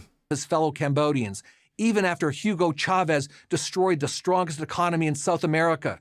the academic elite remained true believers. Indeed, in a world without faith, Yeah, true believers in liberalism. where God is dead, Marxism has become, in effect, a substitute religion. One of the major strengths of Marxism, in contrast to both modern liberalism and conservatism, is the unyielding commitment of its followers to this faith, to bear witness to it, and to act on it. It summons these followers to join a crusade to destroy the evil that is capitalism and to create the good that is communism. In our secular world, the Marxist ideal gives the Marxist true believer a reason to live, a reason to die, and a reason to kill. Monsters like Lenin, Stalin, Unlike peace-loving capitalist nations like Israel. to destroy the evil that is capitalism and to create the good that is communism. In our secular world, the Marxist ideal gives the Marxist true believer a reason to live, a reason to die, and a reason to kill. Monsters like Lenin, Stalin, Mao, Kim Il-sung, Ho Chi Minh, and Pol Pot took Has he read any of these people? this to the nth degree and murdered millions. For the record, the latter two were politically educated in France. Pol Pot studied at the Sorbonne. If you think I'm exaggerating the evils of Oh my Marxism, God, the if you think French. Stalin and those other guys got communism wrong, It's okay. All French people will be gulagged. It's okay. but your new democratic socialism will get it right, think again. Marxism leads a society toward a fixed goal, a utopian vision of pure freedom in which the individual is liberated from the false consciousness of capitalism. Unfortunately, by Marx's own definition, the path to this utopia requires the destruction, economically, politically, and morally, of every vestige of civilization as we know it. Economically, Marxism seeks to destroy free enterprise, the division of labor, profit and loss, competition, and material wealth. Sounds good. Politically, it seeks to destroy the rule of law, separation of powers, and freedom of speech. Depends on. Morally, it seeks Yeah, depends on who. That's the thing. labor, profit and loss, competition, and material wealth. Politically, it seeks to destroy Yeah, whose separation of power? Whose freedom of speech? the rule Because the point is to turn the whole thing upside down on its head. of law, separation of powers, and freedom of speech. Yeah, I don't want the bourgeoisie to have freedom of speech anymore. Morally, it seeks to destroy individualism, religious liberty, and independent thought. And on top of this rubble, it builds the all-powerful state ruled by an We have to protect independent thought. That's why we have to protect religion. all-powerful elite. This is why the communist 1%, the true 1%, must use the full power of the state to force the 99%, the true 99%, to become something they are not and do not want to be. And if that doesn't work, the secular philosophy 1% of Americans are communists? That's a lot, dude. That means there's like 3.5 million communists in the United States right now. of brotherly love simply intimidates into silence and ultimately liquidates as much of the 99% as is necessary to keep everybody in line. Censorship, secret police, and re-education camps. These are not bugs in an imperfect system. Okay, Mithril Dagger, I'm sorry you didn't come on sooner. Please try not to use that language. I would appreciate it. You can shit on Marxists all you want, but like, try not to. Please, just don't be a moron. They are features, critical parts of its design. In short, the problem with Marxism has been and always will be Marxism. Oh wow, that is so profound. That this would also be a great sound drop. The problem with Marxism will always be Marxism. Too bad the academic establishment has yet to figure this out. Or even worse, maybe they have. I'm Brad Thompson, professor of political science. Yeah, if only they taught Marxism in academia, that'd be great.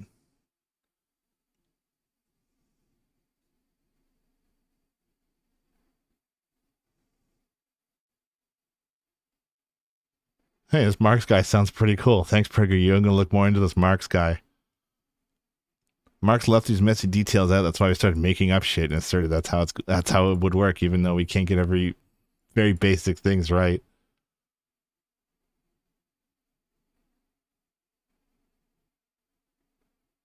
Yes, I definitely freely chose to be a janitor. It was either that or die on the streets. Or go into massive debt. I'll never be free by going to college.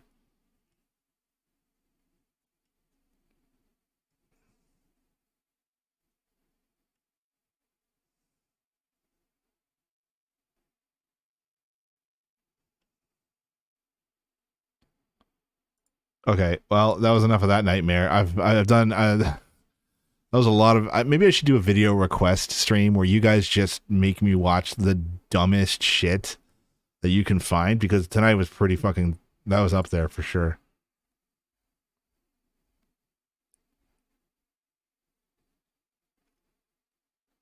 If the video is longer than 10 minutes, I'm going to have to ask for bits or something. I got to find some way to start making money on this platform. I was also thinking about... so yeah, the deal still stands. If I hit... How come Nightbot's not working? I just realized none of my Nightbots are going. Basically, if I hit 1,000 followers on Twitch, I'm gonna read Capital in manga on stream. I think it'd be a lot of fun. Also, I was thinking, we managed to raise almost $600 for Doctors Without Borders. So good on you guys. Thanks for donating. And I'm thinking about maybe starting another charity run where we try and raise money for the rabbit rescue. They're getting pretty. They keep. Oh yeah, fuck! Happy anniversary to this funny ass clip.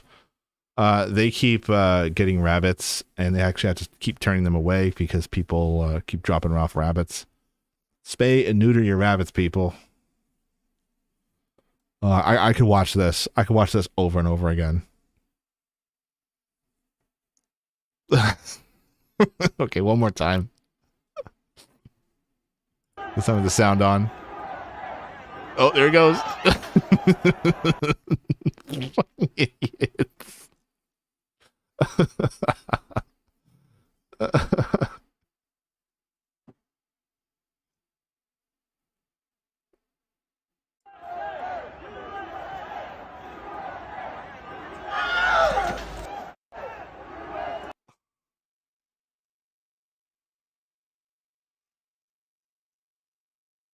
Oh, so fucking good.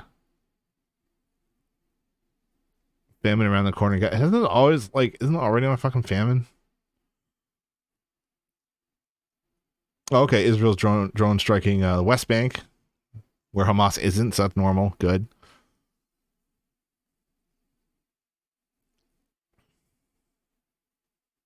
Look at this fucking image, man. It's fucking. It looks like a volcano went off. Fucking like, man. I don't know. I just we'll do doom scrolling another night. I can't do it right now. Anyway. Yeah. Thanks for tuning in, guys.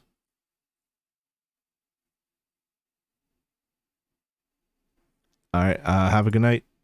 Thank you.